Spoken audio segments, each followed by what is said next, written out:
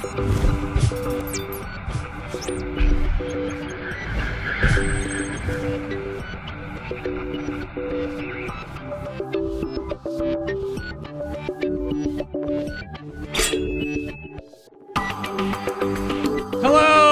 internet friends, and welcome to episode number 146 of FinalBossTV. Normally, of course, your WoW endgame rating show until today, because today marks about that midway point. I started doing these. This is my second one of these episodes of sort of a Q&A and update video. I am your host. My name is Adam K.A.K. I run this shindig. This is my real-life job now. Technically, sitting in this chair on my butt, talking to your butts across wherever it is that you live in the worlds and of Warcraft and other ones too. But it was about 6 months ago, I sat down and did one of these sort of update Q&A, talk to you guys, get feedback, get suggestions, and I have the notes up for those. That show, episode number 125, turned out to be like 2.5 hours long. I will not keep you sitting here for 2.5 hours today. I have sort of slimmed down certain things that I were working on, and we have a stats section after the usual mid-show break, and then a whole bunch of announcements and talking points and stuff like that today. But it's just me sitting here talking to you, so I'm just gonna kill the background music and just like slow that down, and we're gonna take this El Casual style. I do have a region set up here on the show. It will not be awkward for the audio listeners. You'll just be listening to me for an hour. But for you watching, I just scooted over to the left a little bit. And I have the alert box, the event list down here. So if you follow or sub or anything during the show today, that shall pop up. We actually have the little BitBoss down here. So if you guys want to fight that out during the show today, that's totally fine. And right there next to the Discord partner FinalBossTV, that little space, these sub pop-ups will pop up. There'll be no sound on them. There'll be no sound on any of these. Let me actually double check. There should be no sound on any of these. No. They'll animate and whatnot, but they should be silent, so you won't hear all the nonsense. But because this is an update video and these sort of things, this all is because of everyone sitting out there watching and listening right now. I want to sort of incorporate that into one place. But you'll notice also behind me, if you haven't freaked out yet, that is the partition that's always behind me. It's just that I am redoing the sheeting of it, the black sheet that usually tapers. See, this tapers back, because that's my blackout curtain. That's my sliding glass door in my room. And this is the partition that has a blackout sheet on top of it, so the whole thing blacks out behind me. But that's, let me get back in my position here. But that's sort of what I was saying in the preamble, that you'll be maybe freaked out about. I think this is the first time you've ever seen, as my cord tries to strangle me, you've seen that actual partition, which is, it's just a 3-room sort of partition. I don't know. It's not too fancy, but that's what it is. But in the, I was redoing my soundproofing foam on my door here, which you can't really see. I mean, I could go like this. There we go. So there's Captain, it goes all the way down to the floor now. From the top to the bottom, it goes down.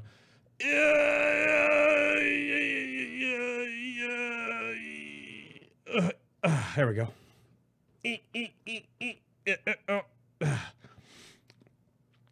If you listen to the audio-only version of the show right now, that might sound really weird. But if you're watching it live or on YouTube, then you'll know what I just did. I think I moved my camera. I moved it too much. There we go. There we go. Fine. Perfect, sort of. I don't know. I probably messed it all up and I look ridiculous, but you know, that's usually how it happens. So, oh, and that didn't take very long.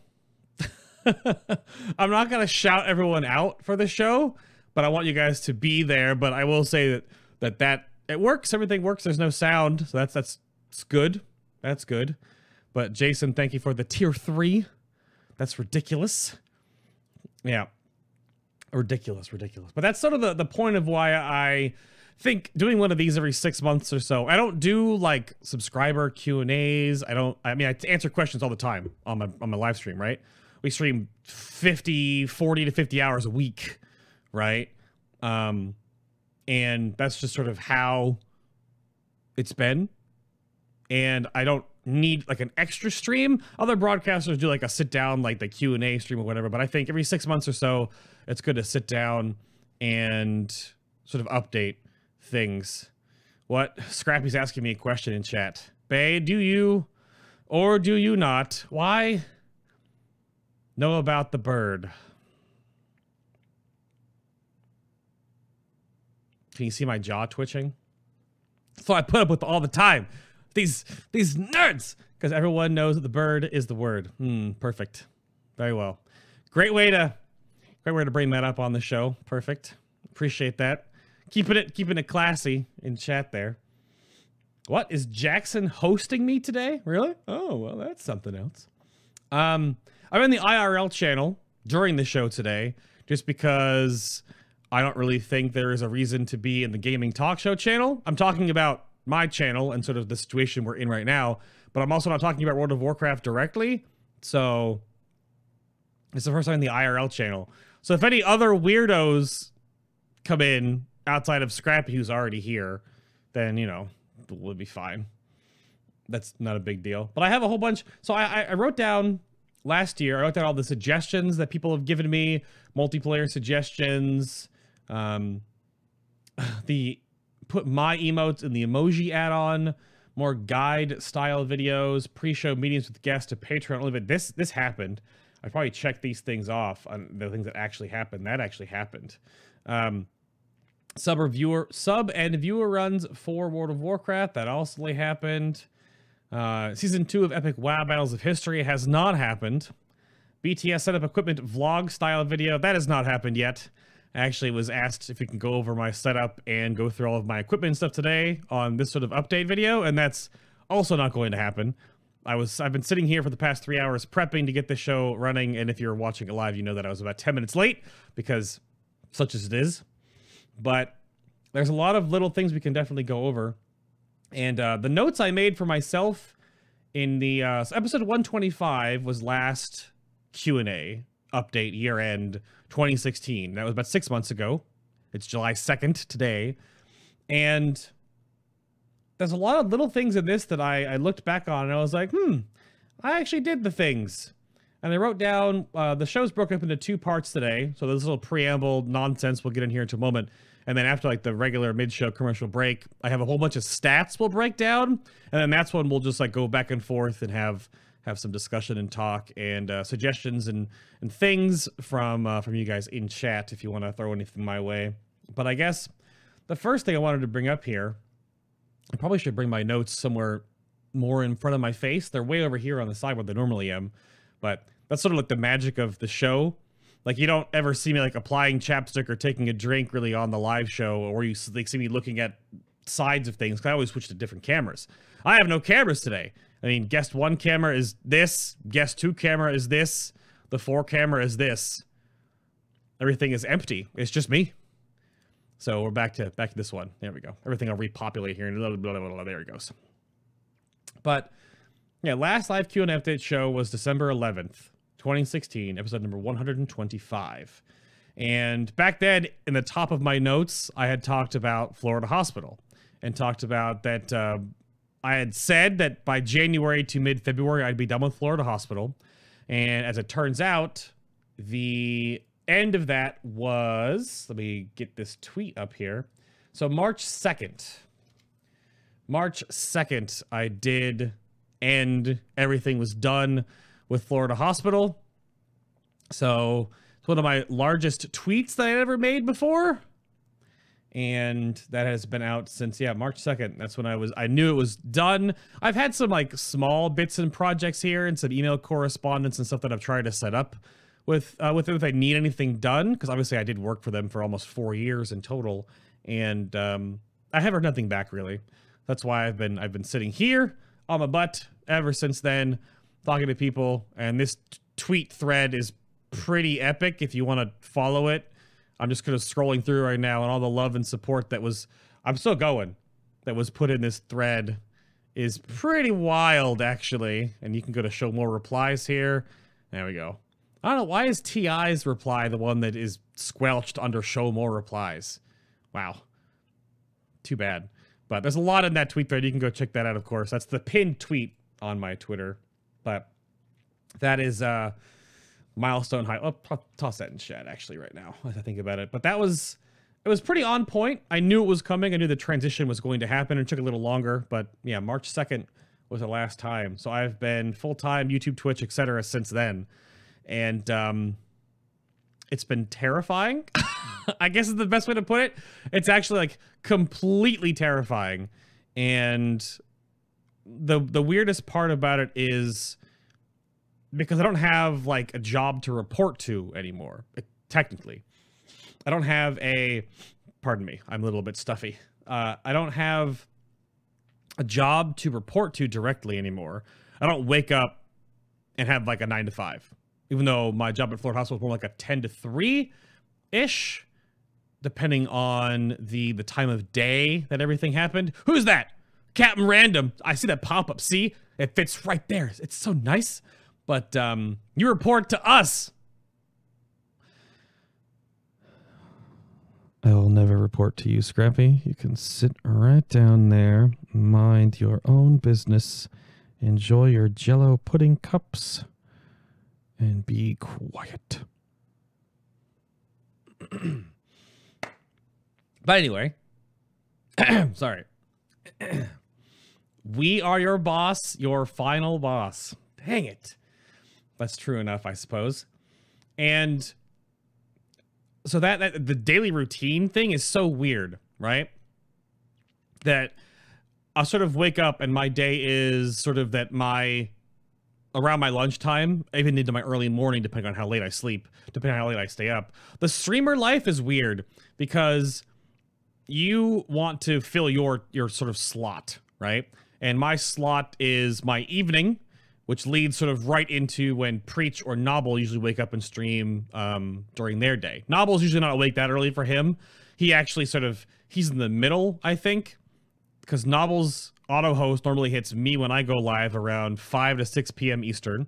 And then I go for about 8 to 10 hours, sometimes a little earlier, sometimes a little later. And then Preacher usually starts right after me. So we have this like 3-part prong going right now. Bam, bam, bam.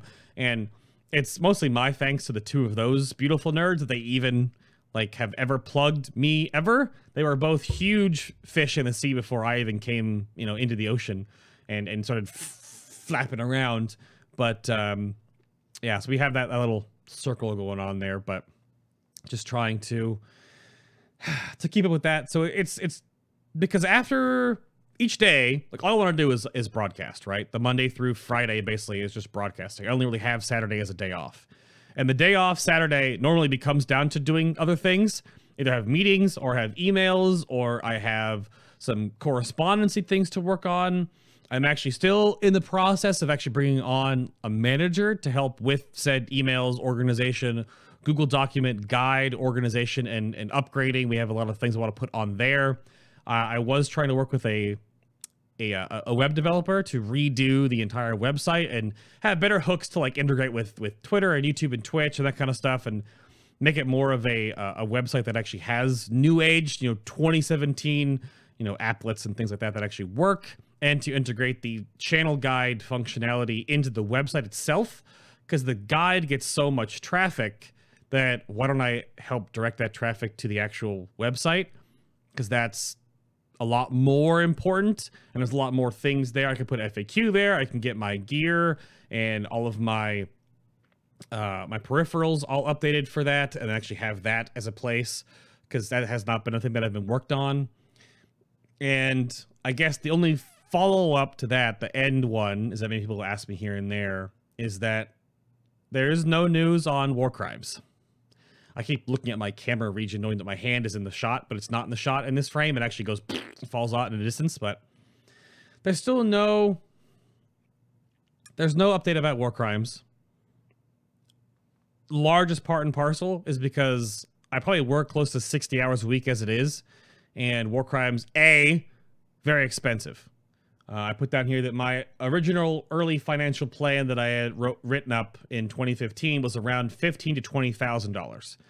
I actually had already spent somewhere around $2,000 when I was in early production with the guy that made the trailer. That trailer was made by a professional video company, the actual WARCRIMES trailer.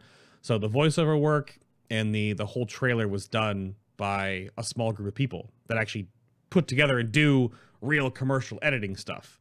And then we had all the stuff worked out for the show intro, the actual WARCRIMES intro, And then we had the now mostly defunct WoW 3D tool, which has been picked back up by a dev coder person to maybe get it working again.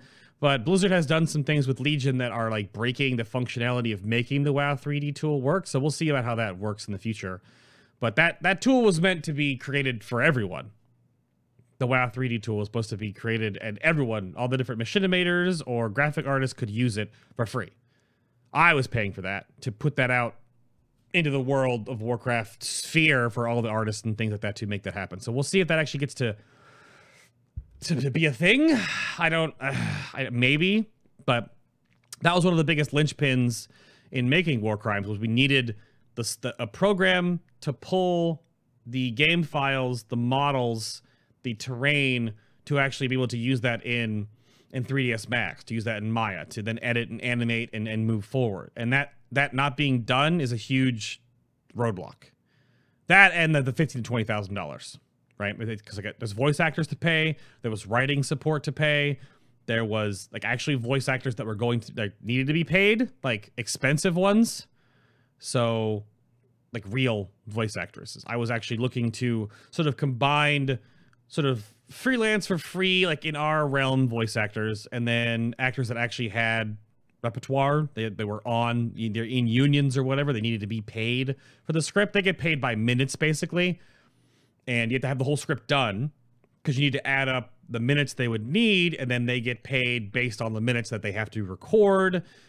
So there's a whole slew of things that was just a massive undertaking. So hopefully one day I get to make that. I don't know if you know, I had the large streamers out there get so many like other opportunities to build and create things because their broadcasts or YouTube channels are so established, they can move on to other projects.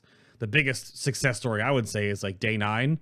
Sean went from the Day 9 Daily and now he does like huge esports events. He has all the stuff he's done with Geek and Sundry, the multiple different shows he's had, you know, here and there and everywhere.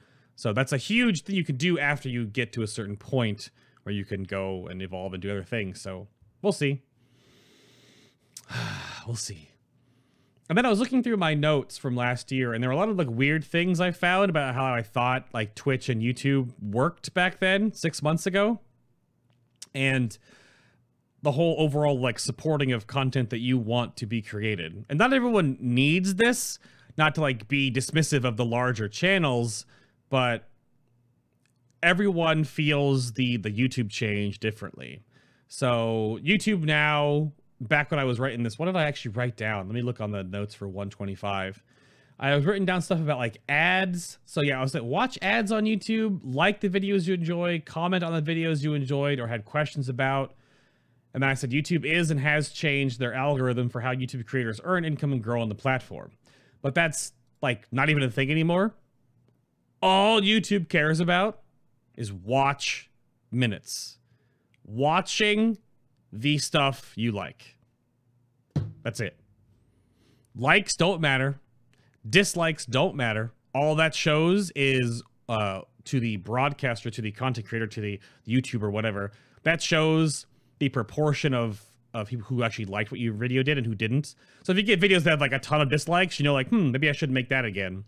But overall, YouTube doesn't care about comments anymore. Likes and dislikes, engagement, don't care. All YouTube cares about is watch minutes. So if you're watching something by someone you like, watch the whole video. Because they're competing now with like the likes of Netflix and Hulu, and even trying to grow beyond that with YouTube Red and obviously the YouTube TV, which... But watch minutes. That's all they care about. The more minutes of stuff that you watch of what you like, the more that helps that channel. It's that easy. There's some algorithm like tomfoolery that's in there, and like how you name your videos, like when you launch your video. That's kind of like back end nonsense for YouTubers, but that's for the audience. Like get YouTube Red. That's super helpful because that means that if you have ad block turned off, as you should, all ads that you would watch that you don't see anymore all get put in that bundle and given to the YouTuber as normally. and then just watch minutes. Just watch their stuff. Like the stuff that you like. If you just watch their videos, watch to their entirely. The more you watch their stuff, the better. Twitch had updates to tiers of subscriptions now. I'll go into more on that in the stats section of the show. I broke down and went through all the different tiered stats and craziness. Patreon has the pledge tiers, of course, that have been existed for a while. My Patreon page has $2, $5, $10, $25, and $100. The $25 tier right now still doesn't really have a good enough extra reward. It's kind of just like a tier that you want to give that extra little bit, but not all the way to the assistant producer level. That's up to you. The biggest bang for your buck on my Patreon is the $5 tier. So over on my Patreon page, that's not Patreon, that's Twitter. There are the BTS podcasts, which I was going to make one with this show, like me setting it up, but then it sounded lame, so I didn't make it. So Patreon BTS are the meet and greets with the guests for my spec shows, right? The bread and butter of the channel, the interviews. And these are just that. They are unscripted. We're going over the show notes. We're talking about things. We're prepping ideas. We're going back and forth on things to talk about. We're just ranting and talking about the game. They're all usually around half an hour to an hour long, unless it's Preacher and myself, which was almost 2 hours long, where we were talking about the Legion so far setup. So if you want 2 hours of myself and Preacher just waxing lyrically about World of Warcraft, then it's right there. And that's at the $5 tier, because I feel like I do about 4 of these a month. It's like $1.25, right, for doubling my workload. And that's sort of how Patreon is a huge boost or assistance or crutch to how YouTube has been, because essentially the 60 to 70% I've lost on YouTube in income to make this work and keep working is now being bolstered and helped by Patreon. But you don't just give me money. I'm not like, just give me your money. You get things for it. There's also actually Patreon BTS that is for the $10 tier, which is work in progress things. So I've been showing off shirt design stuff or upcoming art pieces. Or there's a whole lot of on my own things stashed away in there somewhere. But that's sort of what the Patreon is it's a back end extra little thing that has stuff on it. That's the biggest thing about it. I've seen some people that have Patreon pages, and all it is get to vote on a video or get your question asked in a video. But it has really little tangible benefit. I literally double my podcasts. There are extra ones on that page specifically for those that want them. So that's the big part of how that works and how I've molded that. I'm still working on, there are some things I want to work on and update. Tutron has some art we're going to put over for the tiers, spruce up the page a bit. I'm going to fix the middle chunk that has just text. So I'll work on that in the future, but that's the big thing. And then down here where Bob currently sits, that's the BitBossBattles, and that's just bits and cheering. That came to be a big part of Twitch as a safe way for the viewers to donate or tip, whatever terminology you want to use, to a broadcaster in a way that doesn't get refunded or can't be malicious or fake like PayPal can be, because you can charge back on PayPal. You can give someone $10,000 and they go oh my god, I'm out of debt forever, sort of. And then you all of a sudden, there is a chargeback and all just leaves your account, right? With bits and shearing, you can't do that. You buy the bits from Twitch. There's a markup price. And then you just shear those at someone, at a broadcaster. And it directly goes into their end of month take from the channel, basically. So that's how that sort of work. Is it worth pressing play all for your channel while you go to work? That's a weird way. I mean, technically, Storm Area, it is. But that's also kind of weird. I wouldn't ask people to put my channel on autoplay and then just not watch it and leave all day. You can do that with playlists, though, on YouTube. I just don't know if that's really a healthy thing, nor do I condone that sort of thing. Because that doesn't really do too much for you if you're not watching it. You can just play it and it happens. Might make like an extra couple of cents off of your ad revenue for that like session. But yeah, so what you're saying is play videos on loop while I sleep for maximum support. I don't know, but see, I'm not going to condone that. You do whatever you want to do in your world. I'm not in charge of your IRL MMO experience if you want to do whatever you want to do. But I don't think that really does anything. I think mostly because some of those those gate don't hate content via paywall. It's a personal decision by the content provider. What? I'm trying to understand what Joe's saying. Some of those casts don't gate content via a paywall. I see what you mean. Some patron people put that. I mean, there's other stuff up there that is free as well, right? Putting this stuff up there though is specifically for those that are going that extra step. I said before, like I always introduce the BTS videos as like the extra mile, which is just kind of like, there's no real way better to say it, but it's those that are tossing a few bucks your way because they want you to keep doing what you're doing. And that's sort of the world we live in right now with the way that YouTube and everything is working. That's how Twitch works.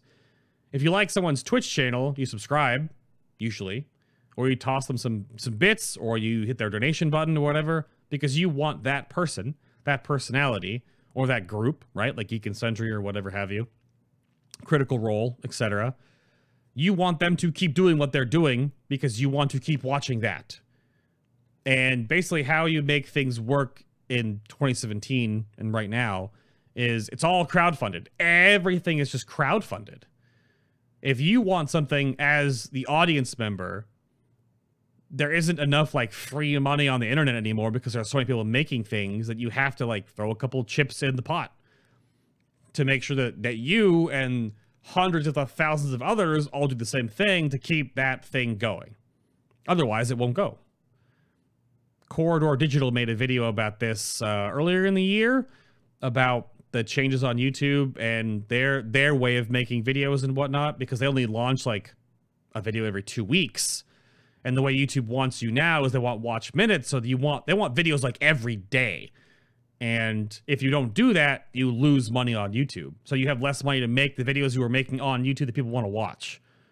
And that's why the rise of essentially just crowdfunding everything is now a huge norm on the internet. So, but I watch you anyway. Do you get more money on repeat views? See, I have no idea how that works. Watch minutes are watch minutes, you know? Yeah. Critical Role #1. Sorry, Bay. I mean, I've peeped some Critical Role. I have watched a lot of Geek and Sundry. I mean, they're a company. Right? They probably have sponsors and they have income flow from outside of that. They have studios, right? They have employees. That's not like me. I'm just myself and I run 95% of everything here on the channel. And that's just different. So, and it's just different, you know, on that regard. And I mean, Joe was talking about, I have talked about Patreon with casts like Azeroth Roundtable. I can't make a dedicated payment method, but I buy shirts and such. Well, yeah, but get that whole side thing too, Joe. You bring up the other side. But what if you don't have a direct means to like throw some chips in the hat, right? Basically, if you can't do that, just watching is good enough as well, because this is sort of a way that the human mind works, at least in like organizing things. If you're on YouTube or you're on Twitch, a more appropriate reaction to this is that when you're looking at like a game that you want to watch, when you browse a game on Twitch, do you normally peek of a channel that has 12 or 13 viewers currently watching? Or do you like, you know, when it starts up, it obviously sorts by viewers. Then do you peep the one that has a few hundred, 1,000, multiple thousands, right? So even just being in a stream, hanging out with the channel that you like, that you want to, you know, support, you become a metric that helps them get more exposure, right? That's just, it's not like, if I'm trying to like, it sounds diminutive that you're kind of like, just a one little dot in this speck of viewers, but that's how channels get exposure, right? The larger their viewer base, the more exposure they'll get to get more viewers. It's a doubling up system. Obviously, the broadcasters to put on a good show or have a good product or put on a entertaining live stream or whatever. But that's how it is, you know, how it works. Exactly. Well, Zazu, I don't even know if you're a metric because, yeah, I don't know. You're just like a thing. You're more like a feeling in someone's, I don't know, lower intestinal tract. That's for you. So that's sort of how it is. But, and it's different in that regard. And you shouldn't feel dissuaded by that. You're just part. If you help build that from your point of view, there's many different ways you can do that. So, a feeling in your groin. Not your groin, Zazu. Stop it. You're just a thing. Exactly. So, that's how all that works out. That's that little blurb right there. In that realm, so I also have sort of side content, right? The two main pillars of what I'm currently creating as my job / current career goal is the live streams here on Twitch, right? So the gameplay, the control bay for a day, which was unlocked by Patreon. There is the mostly World of Warcraft stuff, but we obviously have other games that have spin off on there that show up here and there too. There is a part of me that wants to just play other things. So I do want to do that more in the future. So we'll see how that pans out, more on that later. But there's the Bay Adventure series, the Mass Effect Andromeda Light commentary playthrough series, and then of course there is the brand new series I just launched called Bay Talks About. So I'll break these all down real quick. Let me get a drink though as I read chat.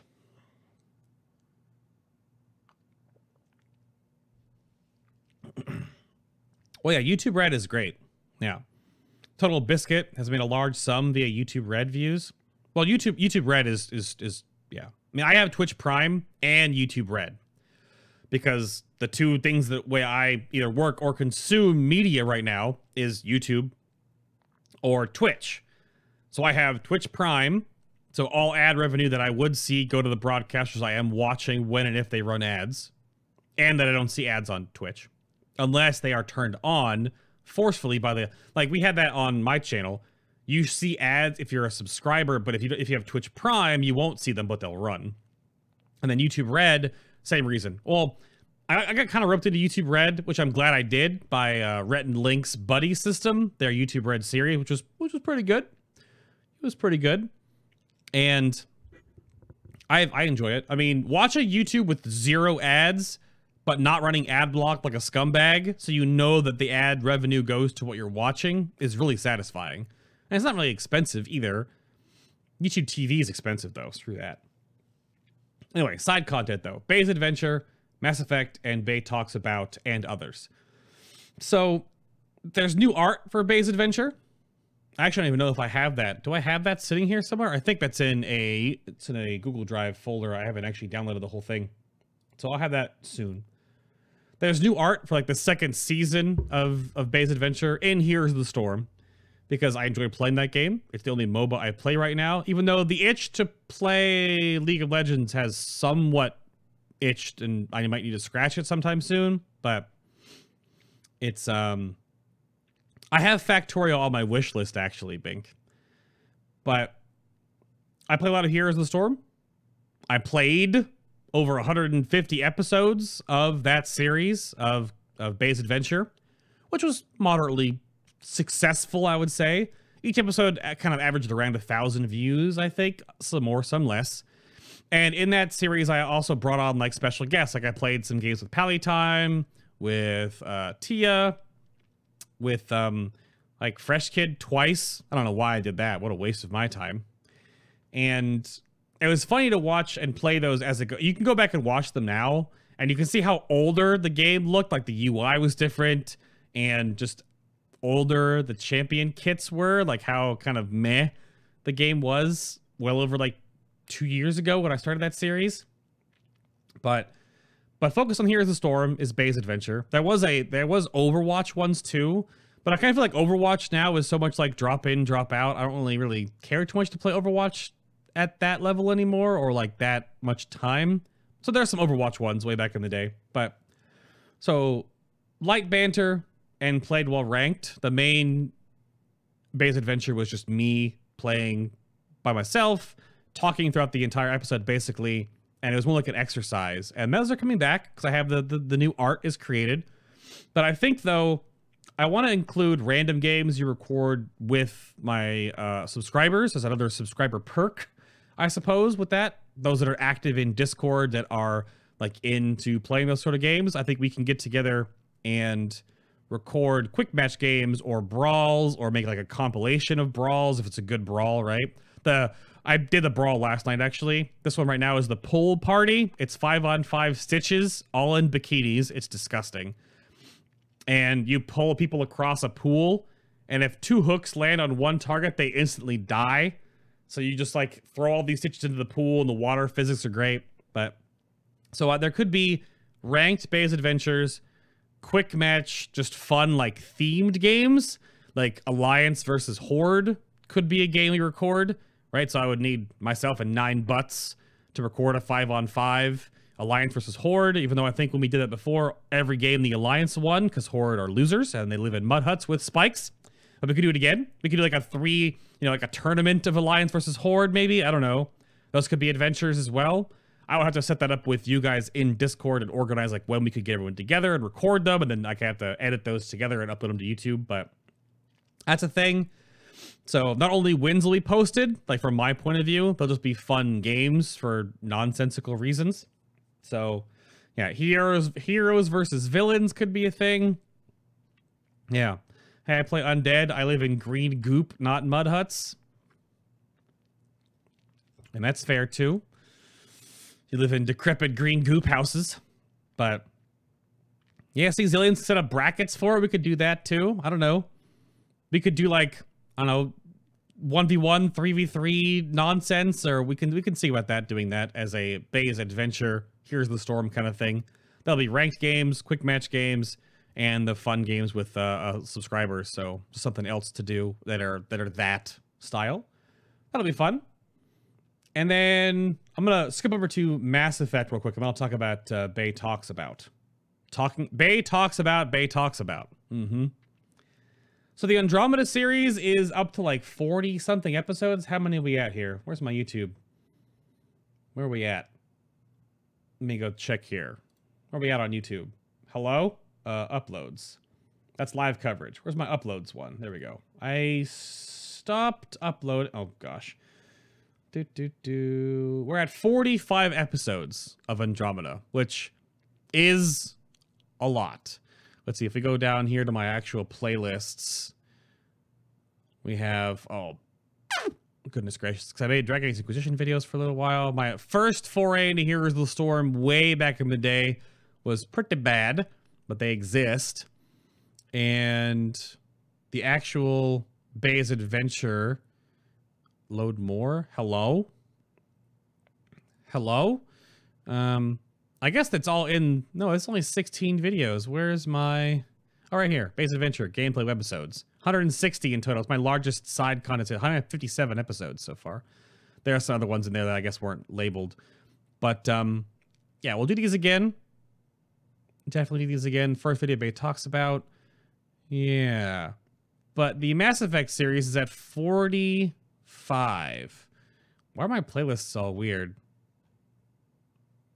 It's interesting. They're like not in order of what I made them. I don't know why. But yeah, Mass Effect Andromeda, there's 45 videos so far. And I would probably say, I don't even know, I'm maybe 35 to 40% through the game. Maybe.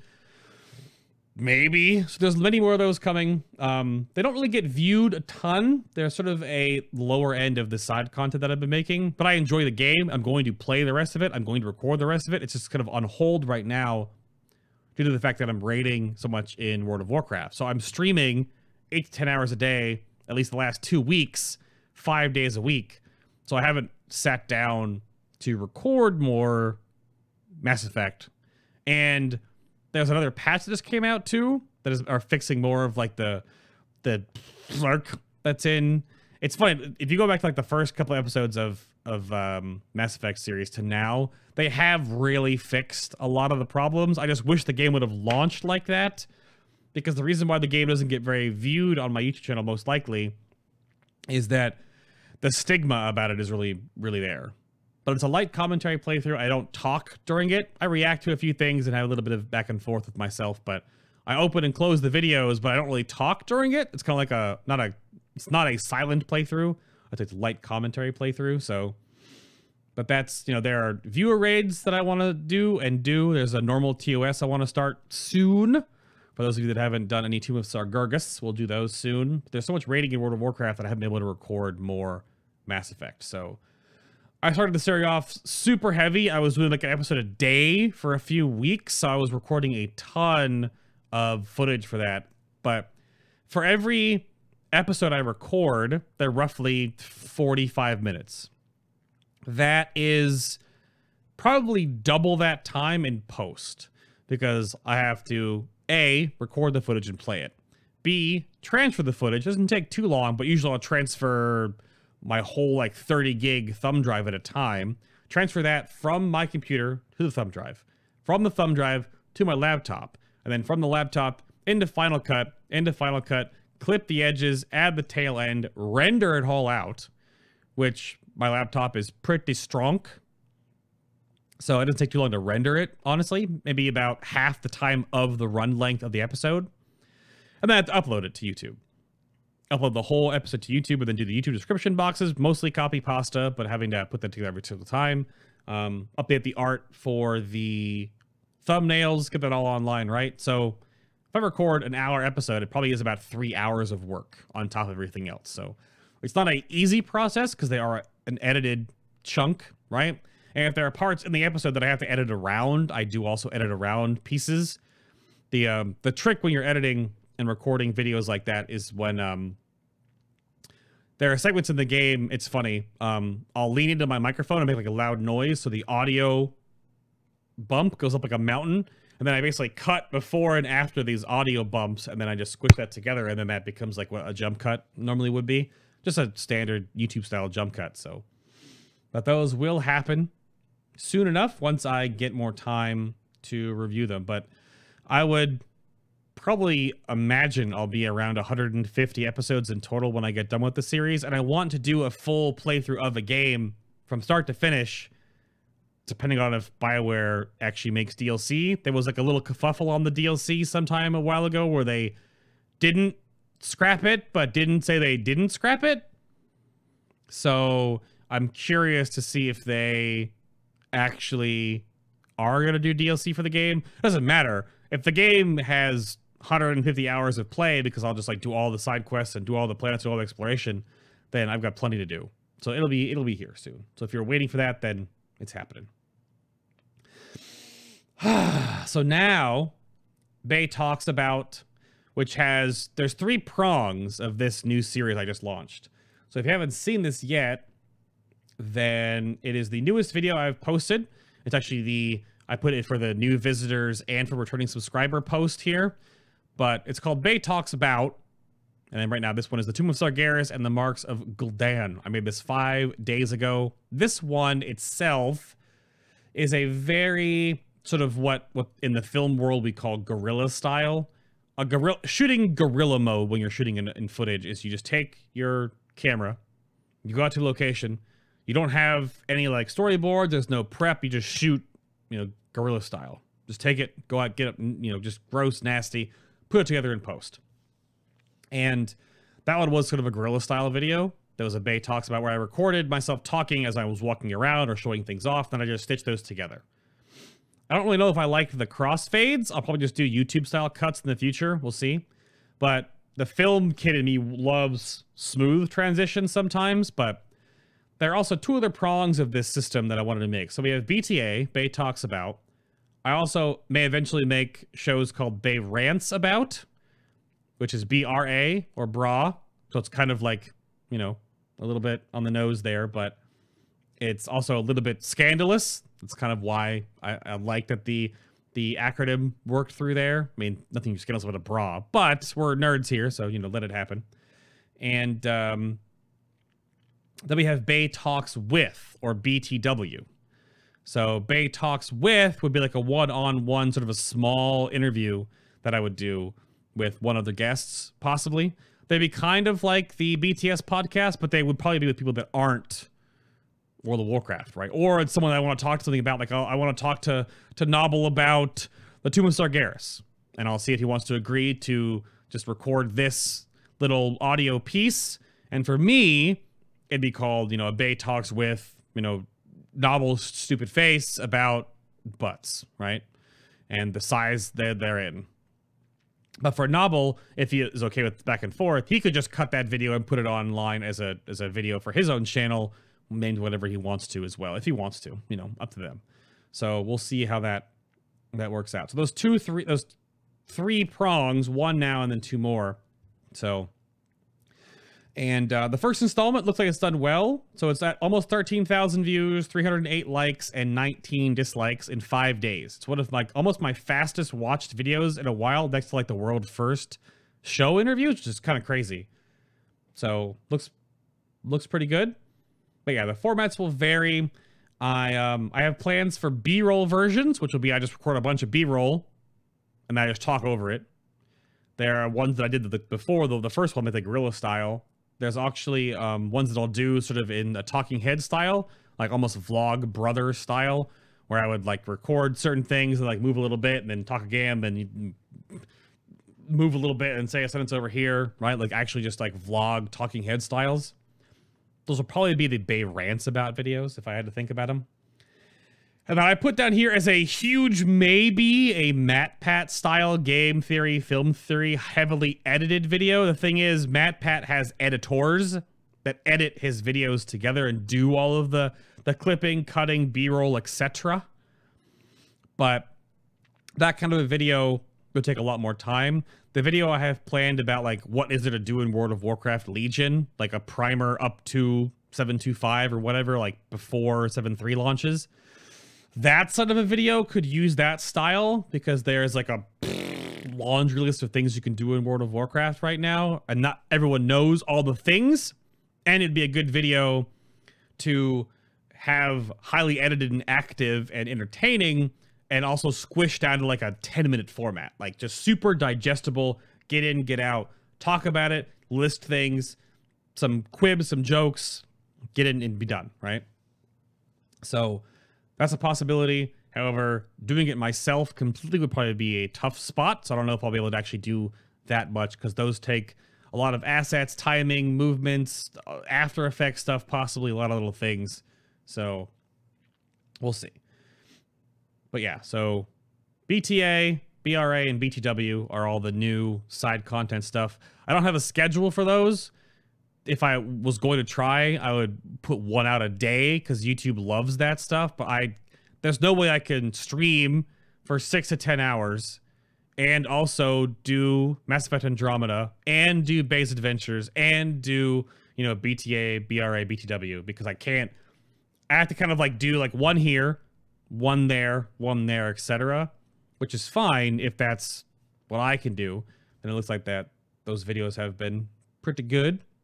Joe asked about PlayerUnknown's Battlegrounds, PUBG, as it were. I don't know.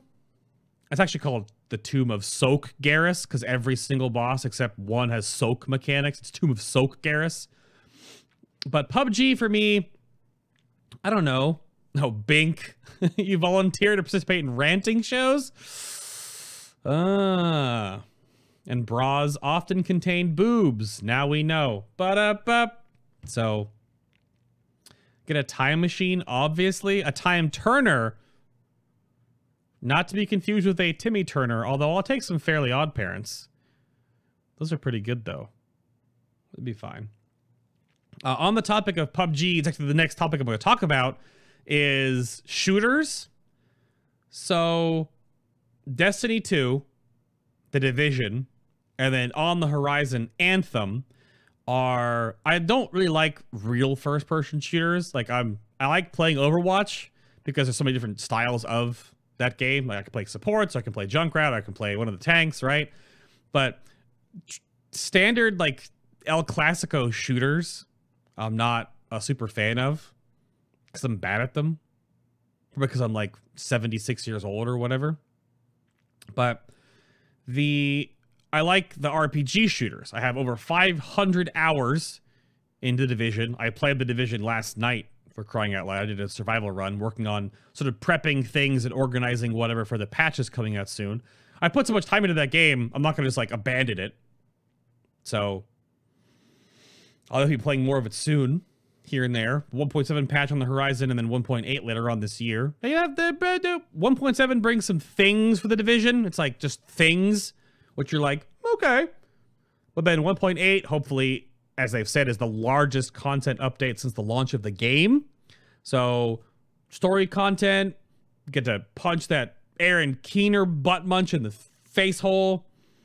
You know, new areas, new operations, dungeons, whatever they're called, that kind of stuff. Maybe level cap increase, story mode, you know, story in improving upon and going forward. That'll be fun. But then Destiny 2 in the Discord channel, in my Discord partner. See, if you go to the channel guide,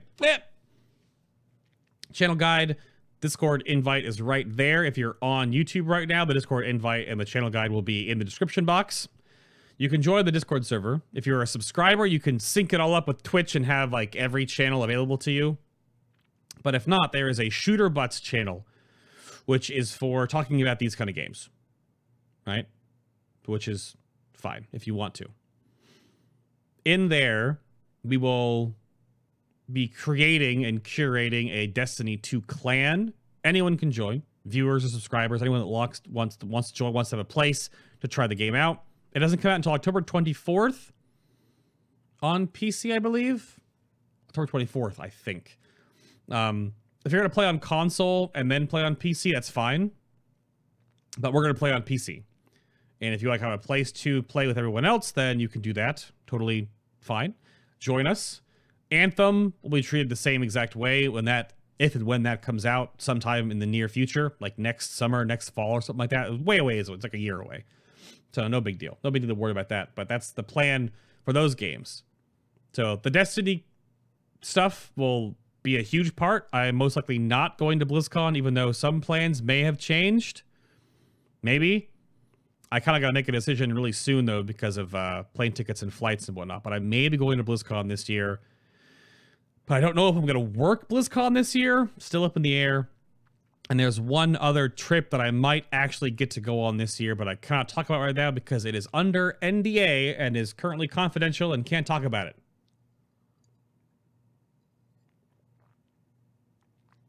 So don't ask. But, and then you brought up SWTOR in chat. We've definitely played a lot of Star Wars. We've done multiple raids in our Star Wars The Old Republic Guild on Fridays, normally. And those are going to return. I've just been raiding on Fridays in World of Warcraft, so I can't raid in both games at the same time.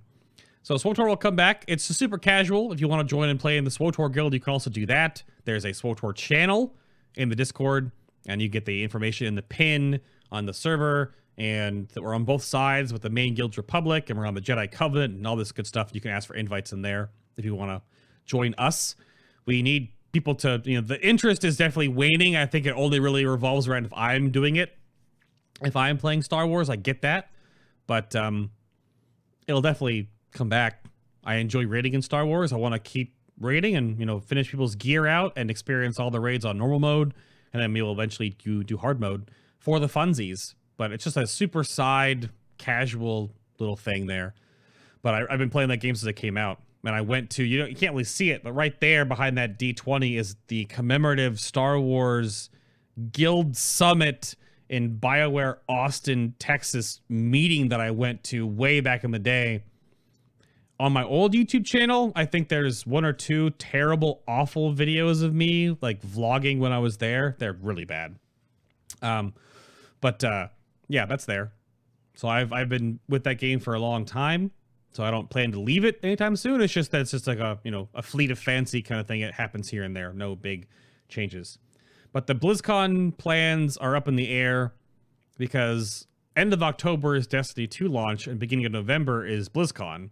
And because of the Bay Talks About, Bay Rants About, and Bay Talks With series, I'll be making sort of discussion-y, not news videos. I don't do news. I don't do news videos. So many other YouTube channels do newsy videos. And some of them, are, let's be honest, are really clickbait. But they get more views than mine do, so they're doing something right. Am I right? So that's a thing. But I'll be doing those kind of videos during that BlizzCon time period. Or playing a ton of Destiny 2. Or both. And then one last little shout out to like the other things that I've been working on. I had to bring it up on my phone here. Is that, yeah, You Bet 7.3 comes out in October as well. Probably. I have an Instagram. If my camera wants to focus, maybe. Hello? There we go.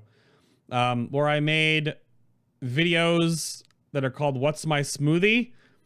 Where I've made like 9 or 10 so far. No, I've made one. Hang on. 1, 2, 3, 4, 5, 6, 7, 8, 9, 10. Yeah, 10. And I make them whenever I feel inclined to have like a little funny skit to put on. But what's funny is if you want to peep the, you could definitely peep the Instagram. Links down below here on the Twitch channel. But it's just Bay TLM on Instagram. But I have to give a shout out real quick here to Daily Harvest, the people that make the smoothies that I ingest. We want more smoothies. We need some smoothies being made in the nude. We need to make a lot more. Should be daily smoothie videos. Well, if I break 1,000 followers on Instagram, I will try to do daily smoothie videos. We're at 608 right now, so we need 400 more. And then we'll see. But, so this came in the mail a little while ago. That's my name. And that's written in, like, pen. Right? Real pen. A little parcel came to me the other day. And written on a piece of paper. It's more like, actually, it's like stationery. This came from Daily Harvest. A little something to amp up your videos. The Daily Harvest team. So they sent me, which is super dorky. So at them on Twitter or Instagram and thank them because I'm an idiot. They sent me a shirt. It's printed by Custom Ink. Just a plain white t-shirt. And it says, "What's my smoothie?" on it. So it's like the only one that exists, because that's my thing that I made. But Daily Harvest sent me a shirt that says, "What's my smoothie?" So I'll wear this in episodes come out. I gotta wash it. I just got this like 2 days ago in the mail. 2 days ago? Well, it sat on my to-do stuff until the weekend, so I think I got it on like Thursday. But yeah, it just says "What's my smoothie?" on it. And it's like a real print. It's not like a sticker. It's like, it is printed into the shirt. So it's like a quality print. I'll have to like wear something else besides just the white shirt, because I don't look good in white shirts because I'm so pale. I'll have to wear like a shirt over it or whatever, my hoodie over or something like that. I must dye it gray. Yeah, that's the one. They don't know that about me, that I wear like gray and blue shirts all the time. But I thought that was incredibly nice of them to take notice. I think one of their community team people found one of my early videos and commented on it, and then suddenly, weeks later, I get a shirt that has my hashtag on it. Now, granted, shout out to where the hashtag came from. It's a throw out there to Chris Pratt, when he was on the set of Jurassic World, made a few videos, only like 6, maybe 7, very few, called "What's My Snack?" where he was eating and showing off his like actor snacks on set. And a lot of them are like really gross, like super healthy, gross food, but he was just loving it. But I took that and amalgamated it into "What's My Smoothie?" being a thing, because I drink Daily Harvest smoothies almost once a day, if not more. There is a smoothie on Daily Harvest that tastes like liquid carrot cake, and it is delicious.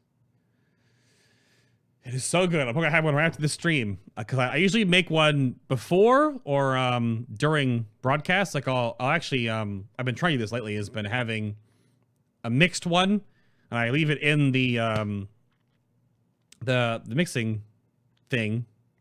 I can't think anymore, and I just leave that in there and keep it cold in the fridge. And then I just pour it out. So yeah. talking about revenue. Well, they don't have like a they have a link affiliate thing, but yeah, I haven't. I emailed Crunchyroll about a affiliate sponsorship thing. Never got back to me, and then I should email Daily Harvest as well, because those are the two things I'd love to add to the affiliates. I don't have Loot Crate anymore. Loot Crate's gone, and it ran out of time. Right, I have to reapply. But all I have outside of that is where we'll sort of transition here into the mid-show break, which I was going to, I wrote this down. I was going to give a big shout out, excuse me, to everyone on Patreon, but there are over 112 of you, or there are 112 people, and I don't want to sit here and shout them all out unless you want me to, because there's quite a few. Normally I only do shout outs to the assistant producers. So, Tachinori is out there somewhere in Tachi land. Was here for a very long time. May or may not, become an assistant producer again. And then Erdwin has also moved on, which is fine. We currently have Truffles, Ludovicus, Taislin, Randall, R4, RRRR, and Dalfier and Quen are all the assistant producers of the show. That's the $100 tier or more. You get a Discord channel that only them and myself are in, that I have shown off some things that are currently in the works. They know of a t-shirt that's being worked on right now that no one else knows about. I was getting some feedback on that one. And they will also see the next Mythic World First shirt soon, when I get some drafts back for that one as well. But the 6 of them, technically the 8 of them, because, again, Tachi and Erdwin gave a ton of support over multiple months. Thank you very much for that. That's super dumb generous of you. I don't know why. Maybe you're all in the Mafia or something. You have money to burn and launder somewhere. I don't know.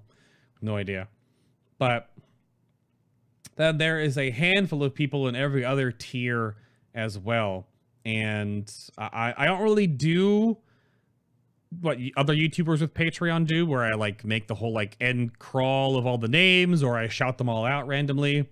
I always usually just shout out the assistant producers. But then to the other 110 of you that are on Patreon right now, some have hit decline this month, which is fine. There's actually, on the back end of Patreon, there is a huge new relationship manager and exit survey thing. I can pop this on the screen real quickly. So let's show you behind the curtain a little bit here. This doesn't show you any personal details, but there is this gigantic back end now that I can see all of the reasons why people have canceled pledges or put them on hold, and it's actually incredibly helpful. I've read through all of these. I've read through I don't see the name either. Like, I don't know who these are from, unless I actually like went through and like dug in. But it's actually really helpful. So if you put some feedback in there, excuse me, it's really helpful. And I'm actually surprised that Patreon has all this in the back end there. But I have all the different earnings, declines, payouts, taxes, etc. All these things on the back end of Patreon too. So it's a huge, huge benefit. Overall, it's been trending upward. The next unlock on Patreon is the Molten Store. If I go to the overview page here and go back to this one, that we are at, we're at 76% complete on the Molten Store, which this is a upgrade to you trade in your MoltenCoins, and I basically buy whatever you want off of my Designed by Human store. And there's quite a bit more coming. I'm trying to repurpose and upgrade a lot of the art pieces that like Fabelina made and make those into stickers and mugs. And there are new apparel cuts that are available from DBH that I have to sit down and like just dig into and like organize and put together. Tutron and I are probably going to make some of my emote face stickers, a handful of them. If he's okay with making them, and he has to make his own versions, because Doodle Meg actually declined making them. And once that happens, you turn in MoltenCoins, which you earn by watching the live stream or watching the show, and you get shirts, hoodies, tank top, sweaters, whatever, for free.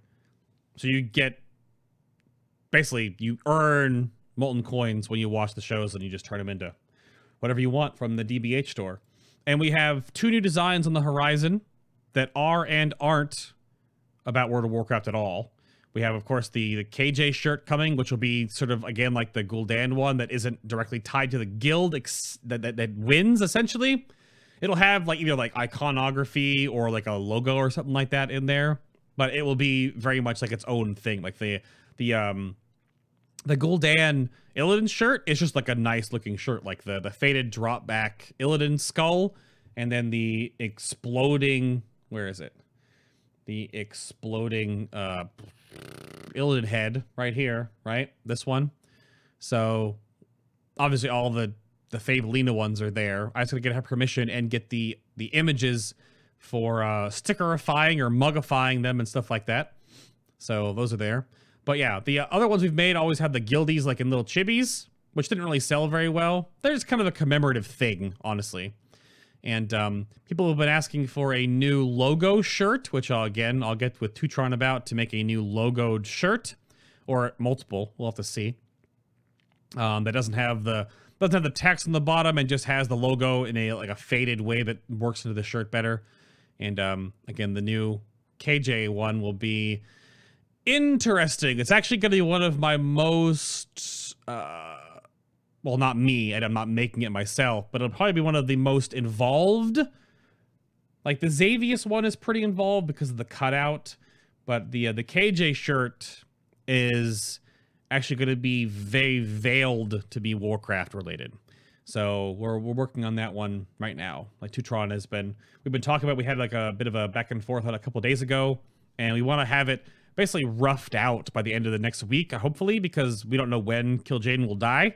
And I want to drop that shirt soon after, even though if you're following the raid race right now in World of Warcraft, Mythic Avatar is almost numerically impossible to kill right now. So they put like a actual cock block in on purpose, probably because Mythic Kil'jaeden hasn't been fully internally tested yet. But we'll see. But there's that, of course, designed by humans, the Patreon stuff, the channel guide we've already talked about before too. So I think I'm ready to move on to the next little piece here. And this will be a shorter end segment. We've talked about like an hour already. But so support, updates, and growth and feedback from you nerds. So once I get through all of the numbers and the stats here, which some of you may or may not be interested in, but I had fun looking these all up. So let's see. Yeah, all the stats. Yeah, I put it here in the notes, short automaton concert / shout out to all the Patreons on the entire channel. But again, I don't know if you all want to sit here while I shout out 100 different people. So just know that I am incredibly grateful for the assistance in working through all of this stuff. Here, you know what? I'll hang on. Let me move my water bottle. Let me grab this crazy thing. Gorehowl got timed out in chat. Beautiful. That's what I like to see. Let's do one of these real quick. How about this?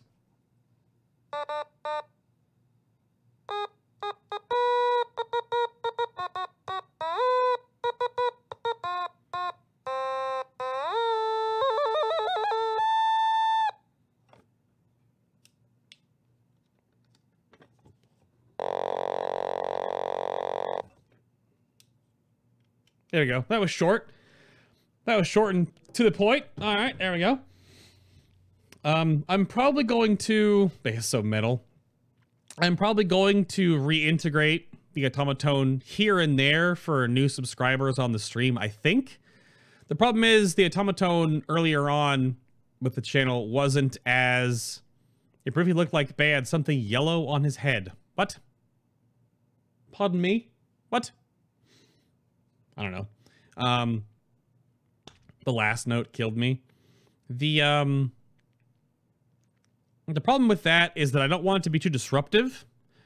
So I think if I am in a place where I can, then I'll probably randomly do like little automaton songs, because I used to say when you subscribed, you could request a song for me to play. The issue I ran into with that is people would request songs that I just didn't know about, because the way that you play automaton to a song you know is you need to know like what's happening next, what songs are coming next. And if I don't know them, then I can't play the automaton to said song. And that's a problem. So it's not something that I will do all the time. I'll just play something myself, really. And a lot of it works better if I'm playing like game-related music. So I usually pick Chrono Trigger a lot, or I pick Secret of Mana or Final Fantasy games or Super Mario, something like that, that's chiptune-y. So I can actually play those notes that I know are about to happen. Like we've done it's on the horizon. We're due for another nostalgia stream sometime soon. Those go off the rails though, where we watch all the old like amazing trailers from our childhood and all the old show music and like Fraggle Rock and the Snorks and Darkwing Duck and all that kind of crazy out there landishness stuff that people are like, what is this show? What are you Americans watching? What are those Street Sharks? Well, that's just the Europeans' reaction to the shows that we used to watch. So yes, we need to do that. Oh, it's going down tomorrow after viewer raids. Well, tomorrow I'm raiding. Like Monday I'm raiding Sisters of the Moon. So those streams last like 12 hours. Basically, yeah. So we'll do those, but I have to do those really intermittently so they are really special when they happen, the nostalgia streams. So the automaton will be, be here and there. But so let's go back to some stats real quick here. So Twitch TV, right? The main platform we're talking on, we record on, we play on, all that good stuff. I'm checking right now real quick, actually, because there have been some resubs during the show. The, oh gosh, what did I just do? Hello? I just broke my Chrome window. There it goes. Gosh. So 6 months ago, the last time I did one of these shows, we had just broken 500 subs. Now, that was before the tiered subscriptions on Twitch became a thing. So we actually physically had 500 Twitch Prime or hardcore subs. There's only one tier back then on the channel. That was December 2016. As we currently stand now, we actually only have 425 real subscriptions, but there are now subscriber points due to there are 3 tiers. So the 3 tiers are Tier 1, which is $4.99 or Twitch Prime. There is Tier 2, which is $9.99 a month. These are all monthly. Or Tier 3, which is $24.99. The Tier 1s are worth 1 subscriber. The Tier 2s are worth 2. And the Tier 3s are worth this many. 6. Yeah. They're worth 6 subscribers. And we have 491, as I'm talking to you right now, subscriber points. Subscriber points are how you unlock emotes and how I assume you unlock higher tiers of revenue stream from Twitch, right? I just lag a little bit there. Camera, what are you doing? Wake up. And so we've basically not grown, essentially. There's more subscriber points, so there's a larger pool of subscribers overall because of the point system, but we're like at the exact same amount of subs that we were last year, 6 months ago anyway. But I guess it's more, yeah, 5 times 6 equals 25, exactly. We are always around this number and have been around 500. We broke 500 again recently, so we do have the emote slot for it. Once you ever break a emote boundary, basically, you always get the slot, even if you fall back below it. The next one's at 600, and then from there, I have no idea. So that's how you unlock things on Twitch. I don't know at what points you can like redo contractual stuff to earn more from base subs, because the tiers do, the tier 2 and tier 3 do have more of a cut towards the broadcaster, not towards Twitch, because the tier 1 is 50-50 down the middle. I get half, they get half. So the higher tiers, I get more, they get less. So, well, to be fair, most American things are weird to us Europeans. Sorry about that. But yeah, we were at 484 sub points last night when I was making the notes. We're at 493 now. 493.91, somewhere in there. So that's as I last checked. Oh.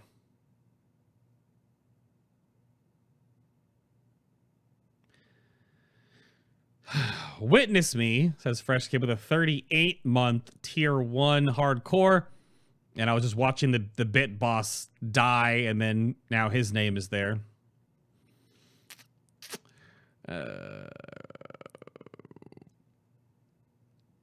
Gross. Again, if you're watching the audio-only version of this, it's going to be a little weird because you don't get to see my weird face. So, there we go. Ew, kill it. Wow. Wow. Jeez. That's a thing. But the other thing right there, as we have Rindar with the new sub pop up. Again, the sounds are turned off, but you still are part of the stream, right? You're all, look at who's this? There we go. Unsub, got it. Fair enough. Is the BitBoss battle, which is right down here. Right here. Now, this, I can't, my brain is backwards. Look at, I can't, there we go. Never mind. So this thing is done with cheering, which is through bits, or subs and resubs based on the tier you are working with does HP damage based on that. So like a $5 tier is 500 HP, right? The $25 tier is 2,500, etc. And then bits or whatever bits you do. Floating above chat still right now, I think, yeah, it was Bronze with his 15,000 bits the other day. You stop it. Stop it. And it's been pointed out that it's sort of like it's Bay's way of getting out of debt. Yeah, well done, Gorhal. Well done with the 1. Due to the fact of my current tax situation and whatnot, it's like the way to get out of my crushing IRL MMO debt right now. But it's funny. If there's a way, if you guys have fun with it, it's a neat little system. I think it's fun. It's obviously not on when I'm progressing. It gets turned off. And the place that it is on my UI isn't exactly where I'd like it because I really don't have a place for it. But I think we've had some fun emergent gameplay moments where like people will emote in chat their reaction with the bits towards the person that is the current bit boss. And it is a fun little moment back and forth there. Bronze comes by and eats people because he's a dragon and whatever. It's been fun. But since last year, since the last 6 months ago, I did one of these shows, we've had 24,668,400 bits. Okay. So just shy of 25 million bits donated to the channel in 6 months, which is... However, 15 million of those, over half, have been cheered since June 1st. So, just to pull the curtain back, right, lift the veil, it definitely has been a financial success from my point of view, right? As a business, you gotta, get ways to make this business keep happening kind of deal. So it's been wild since I started this thing out. Every 100 bits is $1, by the way. The IRL MMO debt boss is horrible. I need some sort of Konami code to cheat on it, says Bink. Yeah, fair enough. Yeah. A legit question from Scrappy. For your show, don't you wish there was more competition for world first these days? Well, the Q&A part of the show is supposed to be after the stats, Scrappy, if you pay attention. But I will answer it now. If there was more, I talked about that in my Bay Talks About video. So, again, self-plug. I make discussion videos now. Y'all have asked for discussion videos forever. It's right there! Hey, click on the button! But, and I was corrected in the comments. I said I don't have a hat in the race. My whole thing about the hat in the race discussion was that, like, when you win races, always, like, to those people like doing, like, dog races or horse races or whatever, where they throw their hats at throw their hats down. That's what my brain thought of. But the actual phrase is I don't have a dog in the race, which I don't have my own, life on the line, my stake on the line in the race. So I wish there was some more, but as I say that though, because of this cock block on Avatar, and we'll see how it works out, there are 10 guilds now. 10? 8? Somewhere in there on Avatar Mythic. But the ones that get to kill Jaden first, we'll see. Kill Jaden Mythic, as it's only been a week of Mythic right now, right? That's why I'm doing this 6-month sort of Q&A update show today, right? Again, it's right down here. Q&A updates, episode 146. The reason why I'm doing it today is because A, it landed on around 6 months, and B, the guilds are busy, and I couldn't get guests for the Retribution Paladin show today because the first week of Mythic, and many of them are raiding and playing a lot of World of Warcraft. So, Red Pally show is next week. The thing about the race is weird is that I don't really care the competition. The competition scene is changing because there are guilds just streaming progression now. And Slootbag was talking about it, but I wonder if when, say, Method or Exorcist kills Mythic Kill Jaden first, their kill video might just land. They might edit it, multi-POV it, do a neat intro. Probably the intro is already done. And they will most likely just drop the video right here. There may not be any more waiting for 5 guilds to kill it. Because there are technically only like 3 guilds really pushing for World First. I would argue it's Exorcist, Method, and Limit. Because they have all killed these first 7 bosses. 8 bosses, I guess. 7. They're on the 8th. Really quickly. Like, they have bing-to-bang-to-boomed these first 7 bosses down the fastest of anyone else. Which means there's only 3 guilds that are pushing. So for Method to get World First, or Exorcist or Limit to get World First, right? For them to wait for 5 guilds, they may have to wait so long now. Because there are so few guilds pushing. So they gain nothing by waiting. So I don't know. We'll have to wait and see. We'll have to wait and see though. But hang on a second. Did Rindar say something to me? I think so, yeah. Just subbed, only found your channel a couple months ago and love what you're doing. Keep it up. Well, thanks, Rindar. I was going to make sure I don't ignore the brand new subscriptions, so I will thank you for that one. Right here. Yeah, throw your hat in the ring, I think might be that's like a boxing one. Throwing your hat in the ring versus having a dog in the race. So, yeah. But I don't really know. But that's the BitBoss stuff, and that's the integration of bits. And there's a slight audio confusion with BitBoss and my resub sounder sometimes, which is not really problematic, because BitBoss makes noises.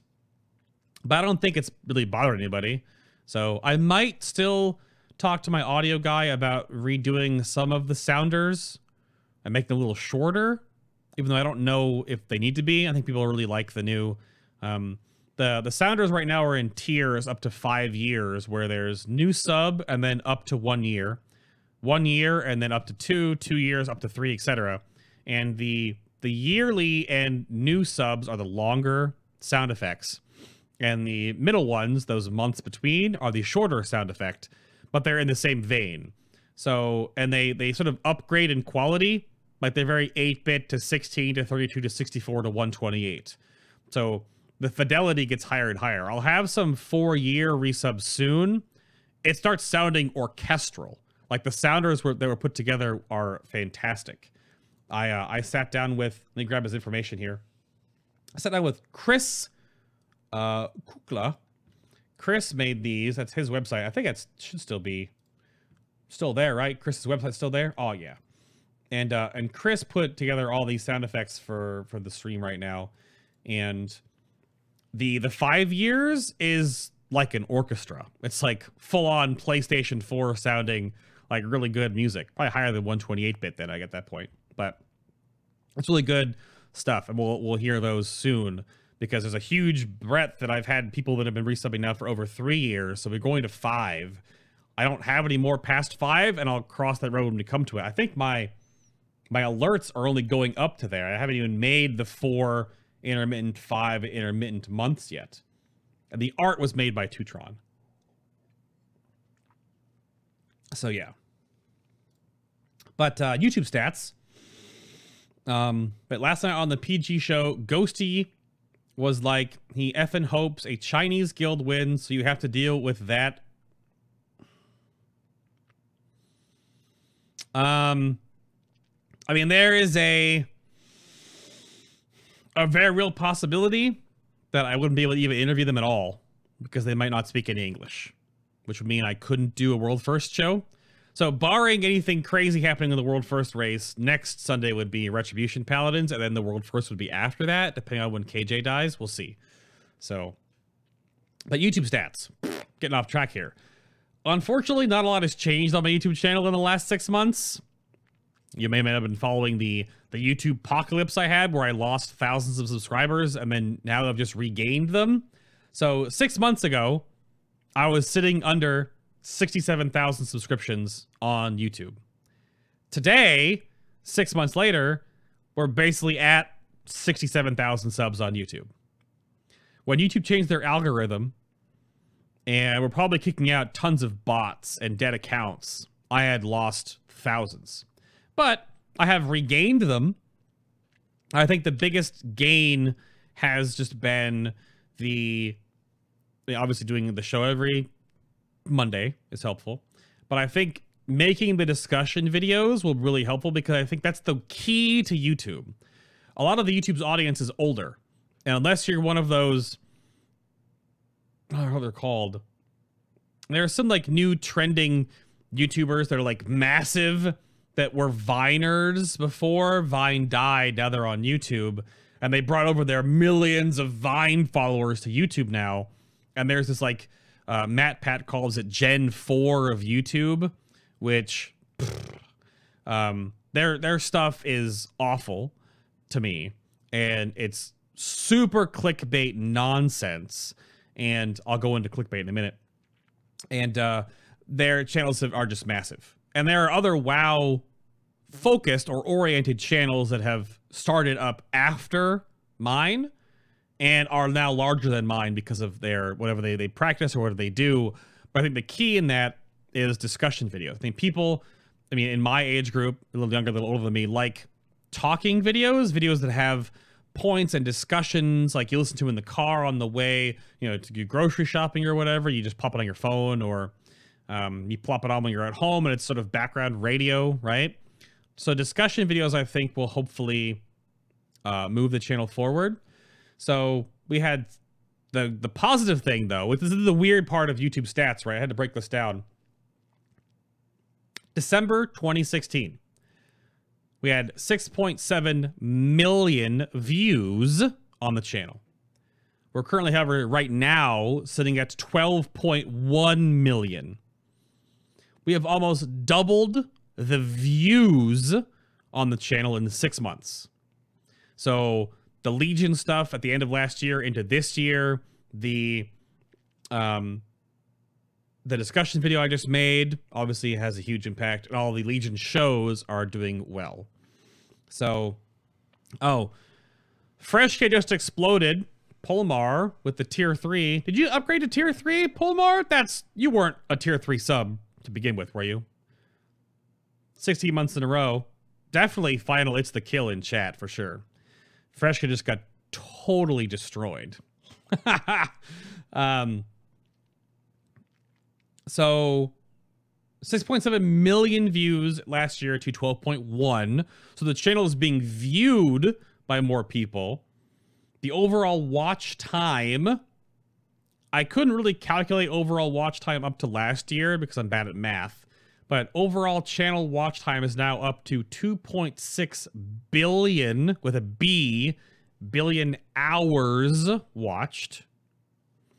It's like 156 billion minutes, so it's, yeah, like 2.6 billion hours watched, which is 296 years and 296 years, 221 days worth of time has been spent watching my channel, which is actually, looking at my channel, right, and how small it is, having almost a cumulative amount in 4 years of 300 years of time watched of my stuff is still freaking ridiculous.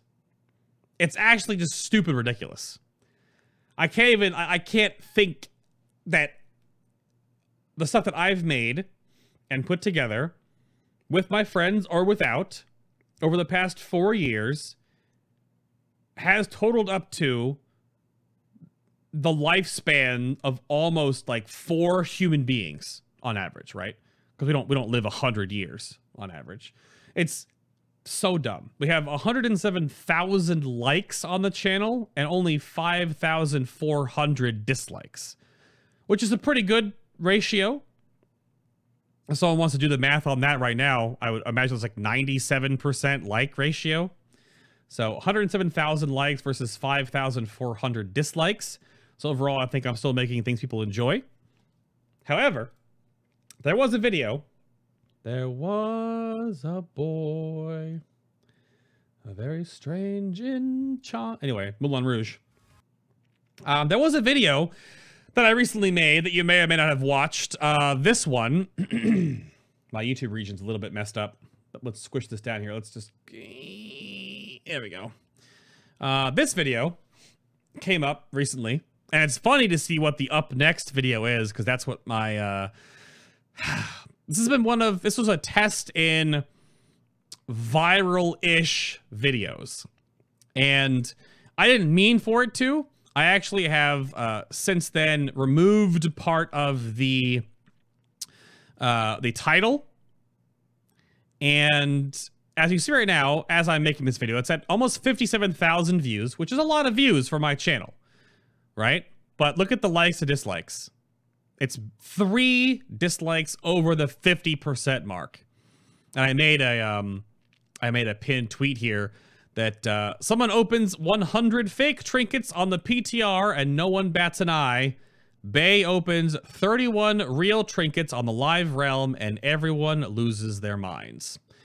It's one of my most commented videos I've ever made, ever, on the channel. It is rather back and forth between those that just watched it as a Twitch VOD, which it was, versus those that thought I took way too long opening all the trinkets and that I have dumb hair and that I should learn to edit videos, or I even like went through the video. It took me about 7-ish minutes to open 31 trinkets, which means I opened roughly 3 a minute, and that's too slow.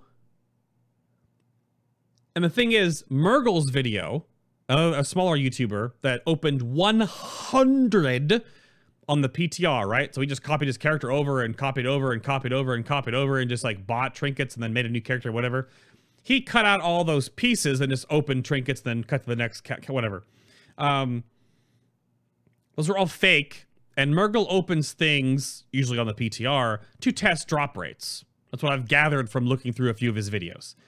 But it's all fake, right? It's not real. It doesn't impact his character. It's all in the PTR realm. It doesn't have any real relevance to his actual progression in World of Warcraft. Whereas mine, I saved up for months in real game nether shards to make and open 31 trinkets. And they got like 1 to 2 really good ones. And the whole like it's kind of clickbait is because if you look here, I made what I would consider kind of a clickbait thumbnail, which is a strategy on YouTube. And those of you that have been around for a while, didn't you have a question you wanted us to answer through dislikes or likes on the video though? Well, that's what's fine.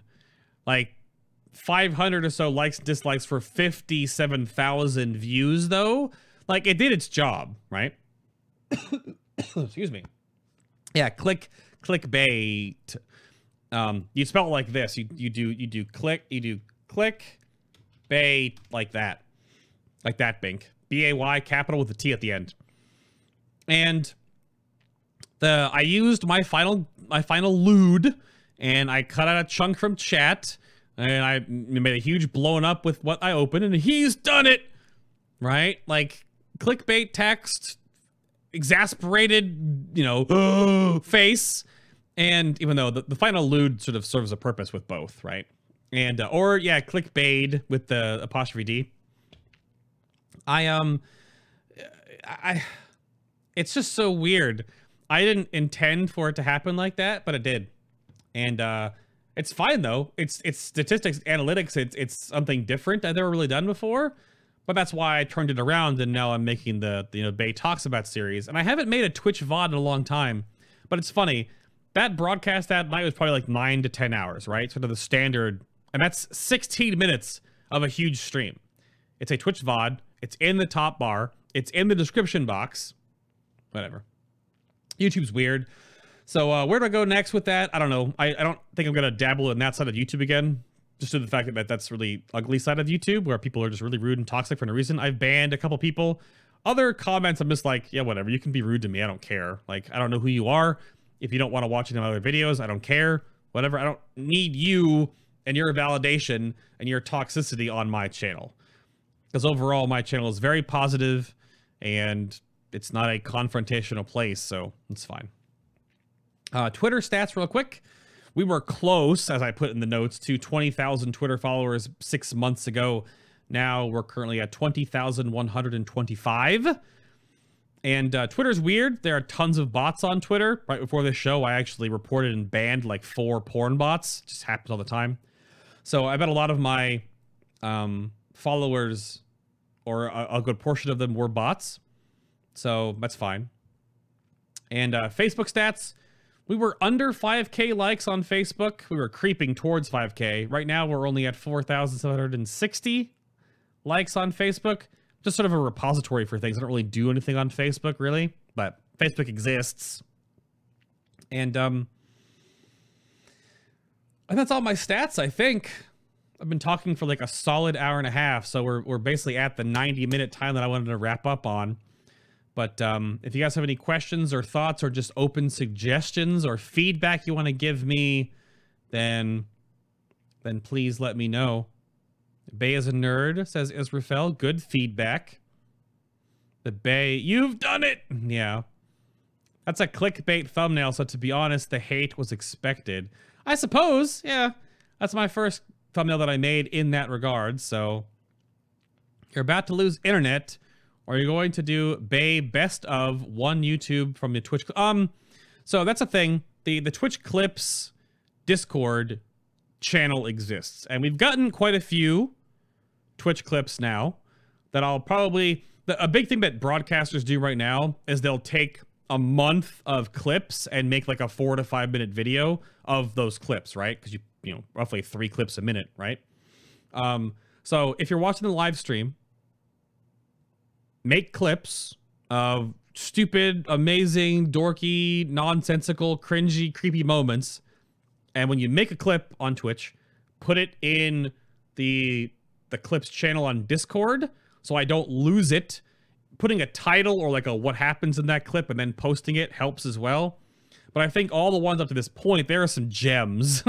There are some gems I can go through sometime soon, download them all, and then just make like a really guerrilla style edit and just slap them all together if you want to watch them all. Because there are some really funny moments that have that, oh man.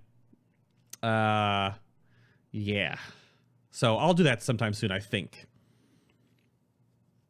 Give you some Twitter followers, Bink? Well, I've been on Twitter. I think I've been on Twitter longer than you. I also push my Twitter. I don't know. I mean, some of the Discord folks actually have lots of Twitter followers. Depends on what you push out there. So, Bay, just because I try and seduce you on Twitter doesn't mean I'm a porn bot. Call your Bay discussion video series Baywatch. I was thinking about doing Baywatch, but that would actually combat with how YouTube looks up videos, and I don't want my videos to show up in that category because they're not related to the movie or the series Baywatch. So they actually might clash, not in a good way. So it wasn't hate, it was more jealousy. If you'd seen any of the videos, they always have salt. I know, Pulmar. That's why, again, beginning of this episode, YouTube doesn't care about likes and dislikes. All they care about is watch minutes. So... Only just tuned in. Hi, Antico. Sorry if it was old news question, but I've lost track of it. What happened to WARCRIMES? I opened the show with WARCRIMES announcements just to re-summarize. It's basically on hold.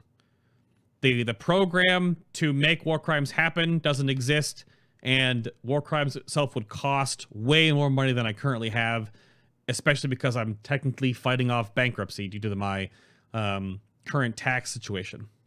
So if I can get out of debt and then grow the channel in a positive way to actually have the income to make WARCRIMES, then I'll think about it. But it all just comes down to money, really. Tons of people do clickbait shit like that and don't get hate. I just think it's people's expectations of your channel being of higher quality. Well, but the video was just a stream clip of me.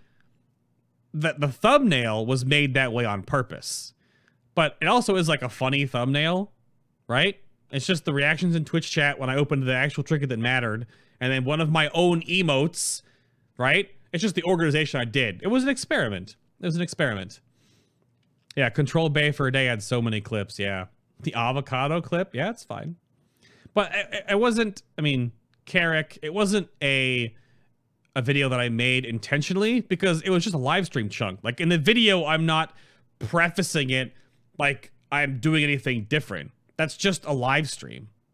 Like the whole bit in the beginning with the PvP trinkets and the Nath situation and banning him, right? That's just my normal back and forth and banter with you guys in chat as a normal basis. It's not, I didn't amp anything up or ham it up, right? That's just how I would have reacted normally. It's just, I got 7 PvP trinkets and the first 2 were both PvP versatility trinkets because Nath's fault. So, but yeah. Yeah, I thought the drops were fun. The point of the video was with the lols with the chat. That's why when you guys were reacting, I brought chat into the video. So it wasn't even like I thought of that before. So talking about Control Bay for a day, where is Fresh Kid? He needs to learn how to spell my name. Did you go back and watch it? Yeah. What's up, Big Steve? I said to you the other night, I enjoyed watching your streams and honestly wish you all the success in the world, but I don't subscribe to any streamers, to be honest, because I just don't feel, I don't see what I get out of it. I wonder that. Oh, yeah. I'm reading more of what Bink was saying. I went over sort of that whole thing earlier, but to summarize, you don't have to subscribe to broadcasters. You don't have to. The only major benefit you get on my channel for subscribing, there are 3 things. One, the emotes, right? And contributing down the road to more emotes, if you care about emotes. 2 is that you will be immune to slow mode if I ever have really big shows or if I ever had to put the channel on slow mode because of whatever reason. You're immune to that. And the 3rd is that you just help toss a few bits my way, bones, dollars, etc., my way to keep me doing what I'm doing. YouTube doesn't really make any money anymore unless I make like all videos like that get 60,000 views or whatever, which I'm not going to do. So that's why Patreon has things on it, right? Show notes, BTS, work in progress things, and the extra podcasts. It has things that you're technically supporting and paying for that you get back in return, right? Normally, when you go to somewhere, you go to Starbucks, you buy a Frappuccino, you turn green money into said Frappuccino. On the internet, you turn your $5 into more podcasts or whatever have you, right? So those are the 3 things. Just being and watching broadcasts, and the lifeblood of broadcasting is lurkers, helps raise viewer counts and helps the success of the exposure of the stream and helps the broadcaster then find new viewers based on their viewer numbers. Normally, the more viewers on a broadcast, like I'm only in the IRL channel right now, and I'm just kind of doing this like one-man Q&A update show, is that, you know, the more people watching a stream, that normally means the better the broadcaster. Not always, but normally it does mean that the broadcaster either has more of a community around him or them or her or whatever, their group, right? Again, Geek and Sundry, Critical Role, etc. And that usually attracts other people. So, yeah. You can't wait for a video of him running with those red lifesavers in his hand, wearing some red shorts and a Final Boss. What are you talking about, Polmar? What was that? What is this? What is happening? What is Polmar talking about? You banned Nath. It's about time. Next is Gorehowl. Nath wasn't banned really though. It was just a joke.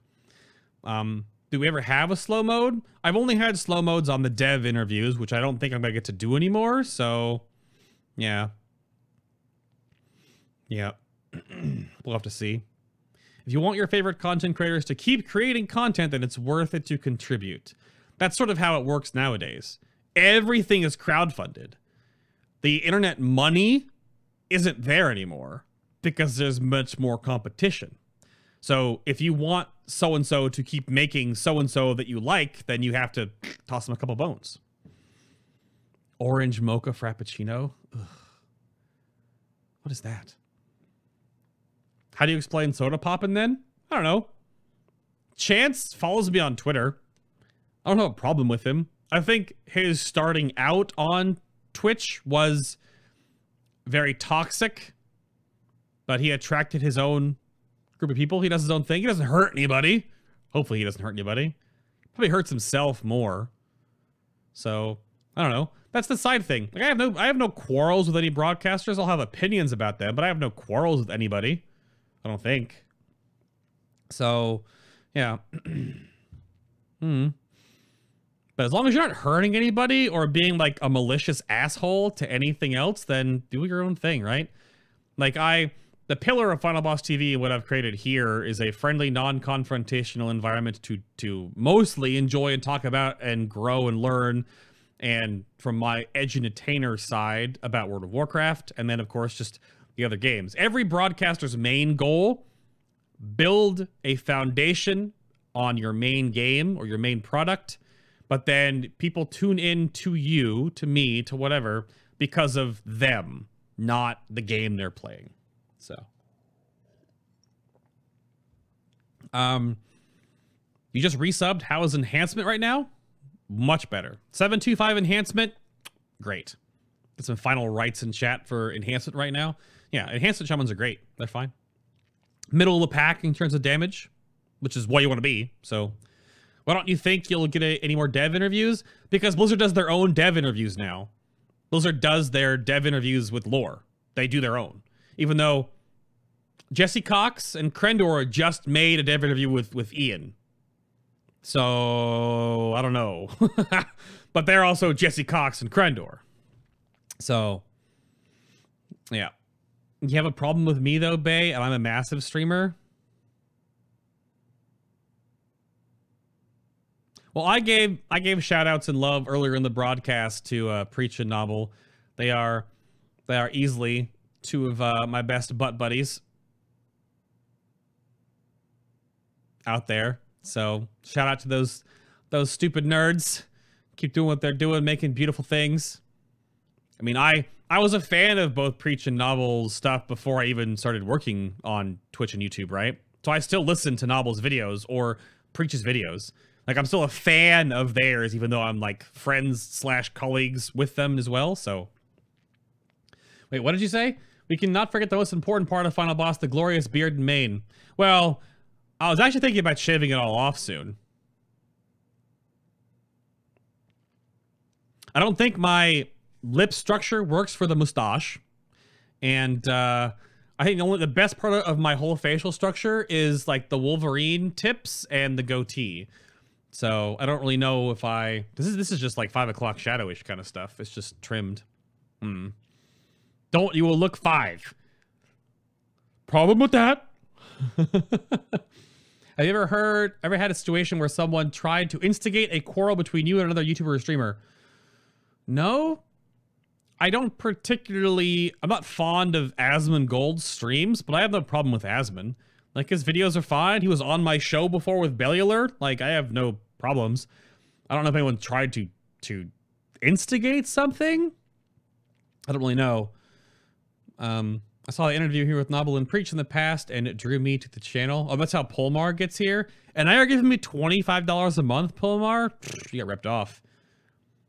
Yeah, and Sloopbag had a dev interview. Bellular had a dev interview. Yeah. And Quirky Maru, first time chatter, semi-new watcher, love the podcast. Keep it up.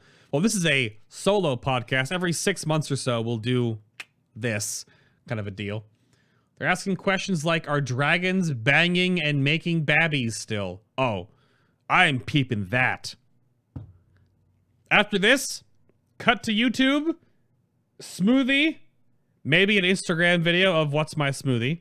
Again, shout out to Daily Harvest for making me a shirt.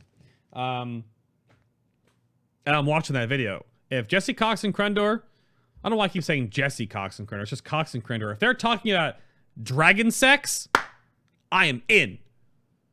Not in the dragon sex, I'm just in the conversation about dragon sex. Anyway. Blizzard likes their interviews that way so they can keep it scripted. Yeah. Kin wants to know, can I be a butt buddy? No. My dream is to be Bay's butt buddy? Nope. Ken, you're already queen butt? I don't know about that. But you'll look so young. Oh, what? I'm 32 years old.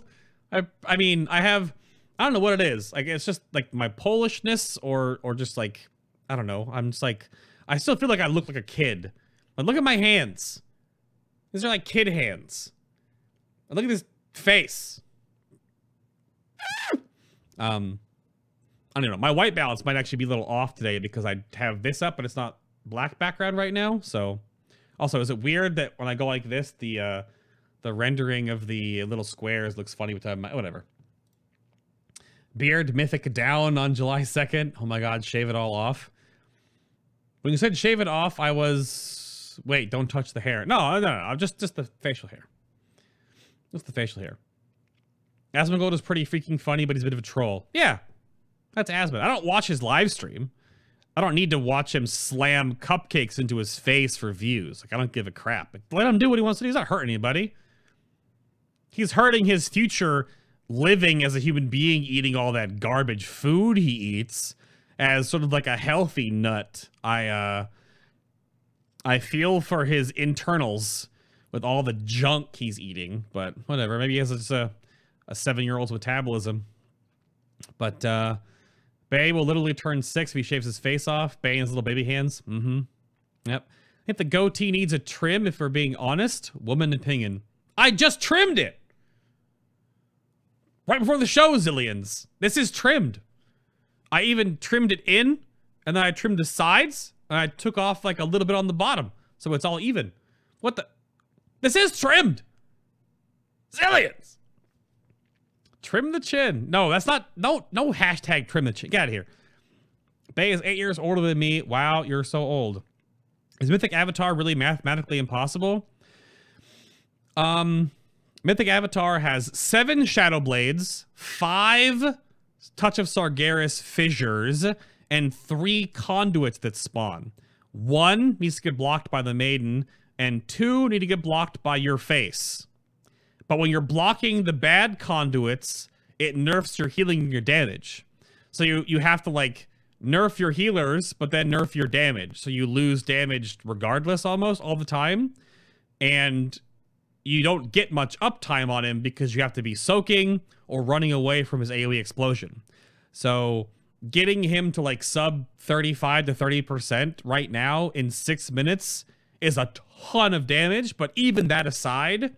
Usually Mythic end bosses have the same, Mythic 20-man, right? Have the same HP as 30-man heroic. That's how it usually evens out. If you do a 30-man heroic, 20-man mythic, same HP. Which means that Mythic Kill Jaden may have like 9 billion HP. And you have 10 minutes to kill him, and technically you only have 8 because you got about a minute of the first intermission and the minute of the second intermission. Granted, the second intermission with Illidan, you can make it go much faster. So if you were to take that into account, let's say you have 90 less seconds. So you have 8.5 minutes to do 9 billion damage to him. That's a lot of HP. And there might be a mythic only phase. So that's just early information that we can gather from like Dungeon Journal, past bosses, etc.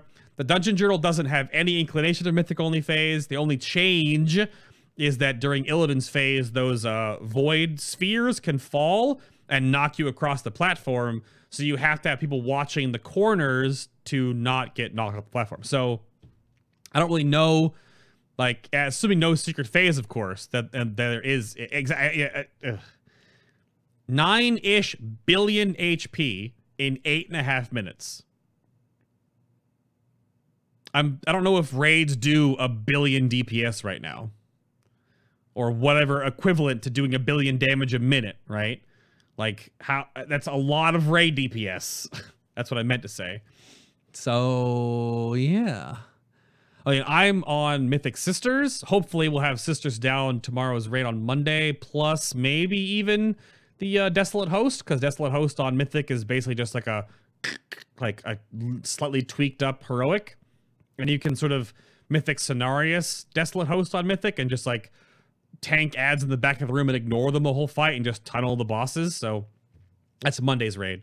So we'll see about that. So anything else? I was looking for like any suggestions or feedback that you guys have, like if I'm doing things good or doing things wrong.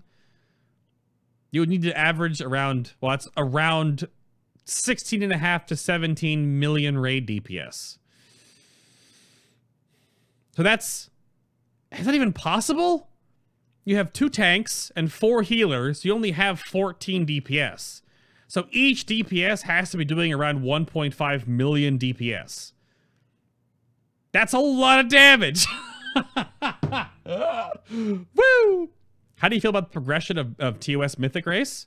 It's fine. The first 4 or 5 bosses are always easier, and because there's only 9 bosses in the tier, you have to kind of imagine that the first handful will be throwaways in a way. They're not easy, though. I've killed 3 Mythic already, and we're working on the 4th. And videos are on the channel right now. You can watch them if you haven't missed them. But it looks fine. I mean, honestly, Boss Mistress Sasveen, Mistress Sassy, she's boss 6, essentially. She is the first, like, major boss. And then apparently Maiden is kind of gimmicky, and you can kind of, like, just YOLO it, apparently. And then you have 2 really hard bosses. It's normally how it goes. And, you know, back at, like, people are complaining about how fast people have progressed through Mythic Tomb of Sargeras, but look back at, like, Siege of Orgrimmar. I had 13 bosses, right? If my math serves me properly. I walked in, like, first night and killed 6 bosses on Mythic. Back then it was heroic. Like, the first half of every raid will always get dunked on. This is how it is. This is how it is. Yeah. Yep. 1 million DPS. Yeah. I can't. How do you do it like this? It's terrible. Do a show on raid bots. I am going to do probably a Bay Talks with on raid bots and make a little guide video about raid bots. Yep. That's on the horizon. Looking forward to second parse on all the classes, especially the Rogue. Don't think it's the strongest episode last pass. Yeah, I agree. Rogue and Guardian Druid were probably my shows. What is elemental stat priority and talents for raiding? Go to stormearthandlava.com. There are 3 different builds of Elemental Shaman, and they each have different stat priorities. They're all laid out on stormearthandlava.com. Amazing resource for Elemental Shamans. Are you tired of doing splits for the sake of progression yet? We only do 1, or we do 2 splits. They're fine. No, they're really fine. Yeah, Sisters, Mistress, Avatar, and presumably KJ are where everyone is stuck. Sisters isn't really a stuck boss. You can just learn the dance. It's very dance heavy. So learn the dance. Method and other guilds are stuck on Avatar of Sargeras. It's like a really big gear check, and Method is currently running Mythic Pluses to get gear for Avatar until Mythic re-clears. Yeah.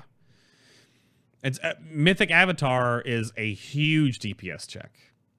And Kill Jade will be even worse, so.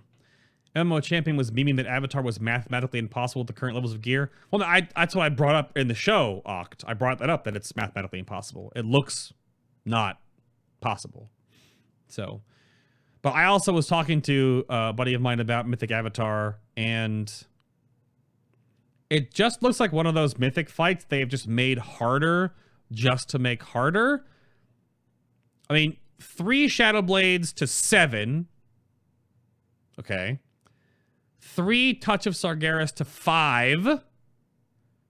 That means you need to do groups of 4 to soak them, or groups of 5 with 1 immunity soak, or 2 immunity soaks. Probably immunity soaks. While also having to run away, while having to also DPS down Maiden's Shield, while having to soak 3 conduits. Like, they just made it harder just to make it harder. Like, a lot of the math in the fight, like, the coordination is fine, but that doesn't always work out with math. Sometimes they overly mechanic heavy a fight to make it harder on Mythic, but then that makes the math impossible. So we'll see. We'll see. Ray Bob's helped me with the data for those stat weight charts for the week. Yo, Serial is a beast, Bink. I've talked to him on Discord quite a bit, so that's why I want to make a show, or at least a Bay Talks with about raid bots for sure. It's fantastic. I'm loving everything on the channel and your personality. Hopefully I can keep tossing my chips in your face hole. Come for the WoW, stay for everything else. Well, hopefully. I talked about Bay's Adventure earlier and the evolution of that series. I talked about Mass Effect Andromeda earlier. I talked about Anthem, The Division, and soon Destiny 2 on the horizon. So if you've missed parts of this episode, then you can go check those again. Use raid bots when I need to compare 30 different gear pieces. It takes me like 2 hours to complete the simcraft for on my beast machine. It's like half an hour on just the queue waiting. Oh yeah. I use raid bots on stream all the time right now. So what if they're overtuned it on purpose so that there are a bunch of guilds get stuck on 7 of 9, that the US had a chance to catch up? They don't care about that. Overtuned could definitely be a thing. That's a standard Blizzard trope. Look at Elisand. Look at Star Augur. They were both overtuned. So we'll see. Is that going to result in an emote of chips being thrown in Bay's mouth? Maybe. Megan! Megan! That's my emote artist. I'll ask her. But in most of the chats with Morgan Day, high up raid design guy I've seen, he was implying Tomb was going to be kind of easy versus Nighthold. Yeah, the first 6 bosses, 7 bosses, maybe. I would say 5, but because Mistress is not easy. How does Charm of the Rising Tide work? Says haste builds up as long as you're stationary. When I move, buff stays and continues to stack. Oh, I have no idea. Is that a trinket or something? Just an avatar we were talking about being currently impossible. Yeah, avatar. But if Mythic Kill Jaden, again, has 9 billion HP and a 10-minute enrage timer, and you can't even attack the boss for up to 2 minutes of that 10 minutes, then good luck doing 9 billion HP points of damage in 8 minutes. I mean, you just need more tier 20. You need more tier 20 mythic gear, right? You need more mythic tomb gear, which is how raid's supposed to work. You clear as far as you can, brick wall, you know, you clear all your heroic, whatever. It's just that the Titan forging nonsense comes down to a problem. So whatever. Yeah, 7 of 9. Wasn't the math problem prominent issues in HFC? A lot of end bosses, Tyrant, Manaroth, Archimon had pretty high gear checks, probably a lot of reclears. Yeah, Manaroth did. Archimon got cheesed by the legendary ring, but Manaroth was pretty tough. Manaroth's dance and damage requirement pretty high. I don't think Archimon's damage requirement was definitely higher outside of the Nether phase, but the legendary ring changed up so many things in last expansion that it's hard to like really say what was the thing. So hi Nick. But that's gonna do it. I think we're at about, I said 90 minutes, but I think we're doing 2 hours, but I do not want to have this run any longer because I love you guys and I realize that this is a huge amount of just me talking about everything else, but I thank you all for tuning in today. Oh goodness. Again, check the links down below, the description box down below. Let me give a quick little ending shout out here during the course of, was that, wait, Saturday? Hold on, what? Oh, that was the tail end of the last broadcast into today. Somewhere in the ballpark of 90 follows. Only about 10 during the show today. And real quick, let me see. Oh, I was also just linked that... I was just linked that the Chinese guild is exploiting on Avatar. can we not go a raid tier without exploits?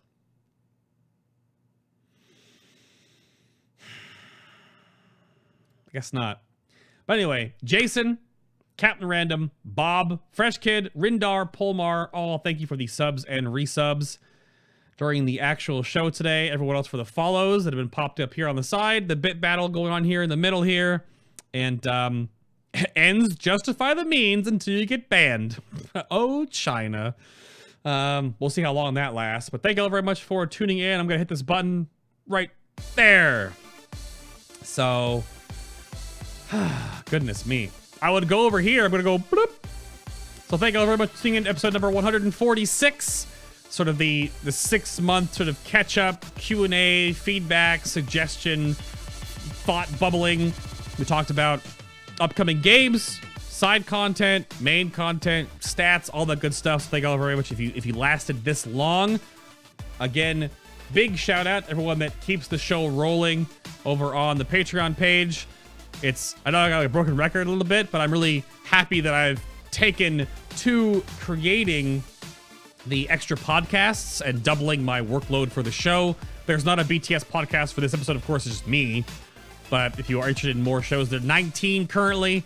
And you can go check those out over on the Patreon page if you would like. Thank you very much for that. Again, my name is Adam K, aka Bay. I run like 95% of this whole shebang with some help on YouTube things and hopefully a manager soon to help me work on scheduling and updates and artist communications and emails and working on the website and keeping my ducks in a row and crossing my T's and dotting my lowercase J's. But that's going to be it for today. Yeah, QnA, basically. That was an idea I had for a show where you would spell it QnA, but you put a lowercase b and a lowercase y around, whatever. Stupid ideas. Ridiculous. But next week, Retribution Paladins, barring scheduling issues or conflict, or if Mythic Kill Jaden suddenly dies. Other than that, Mythic Kill Jaden World First show on the horizon. Then we've got Prot Paladin, Enhancement Shaman, Mistweaver Monk, and Brewmaster Monk to wrap everything up. After all of that is said and done, I'll be taking a break from 2 to 4 Sundays in a row, probably in September, to not do any Sunday shows. I'll just still stream. I just want to take my second vacation from the live show.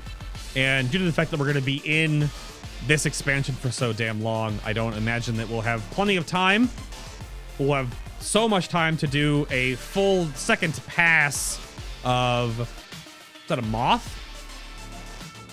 Roommate goes outside and lets in the bugs. Just flew in front of my head. It was like... Meow.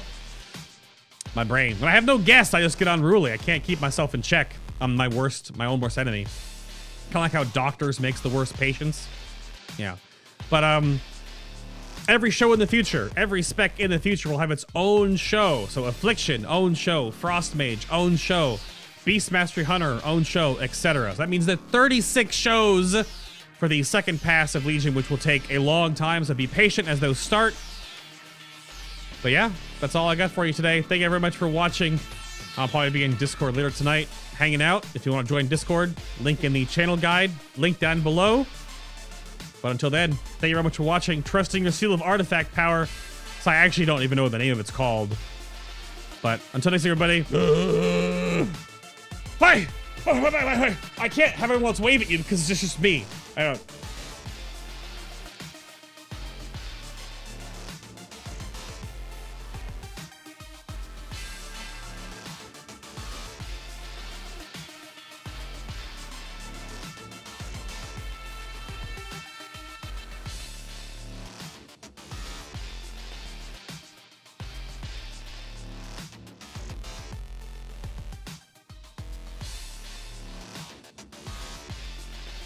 All right, that's it for me.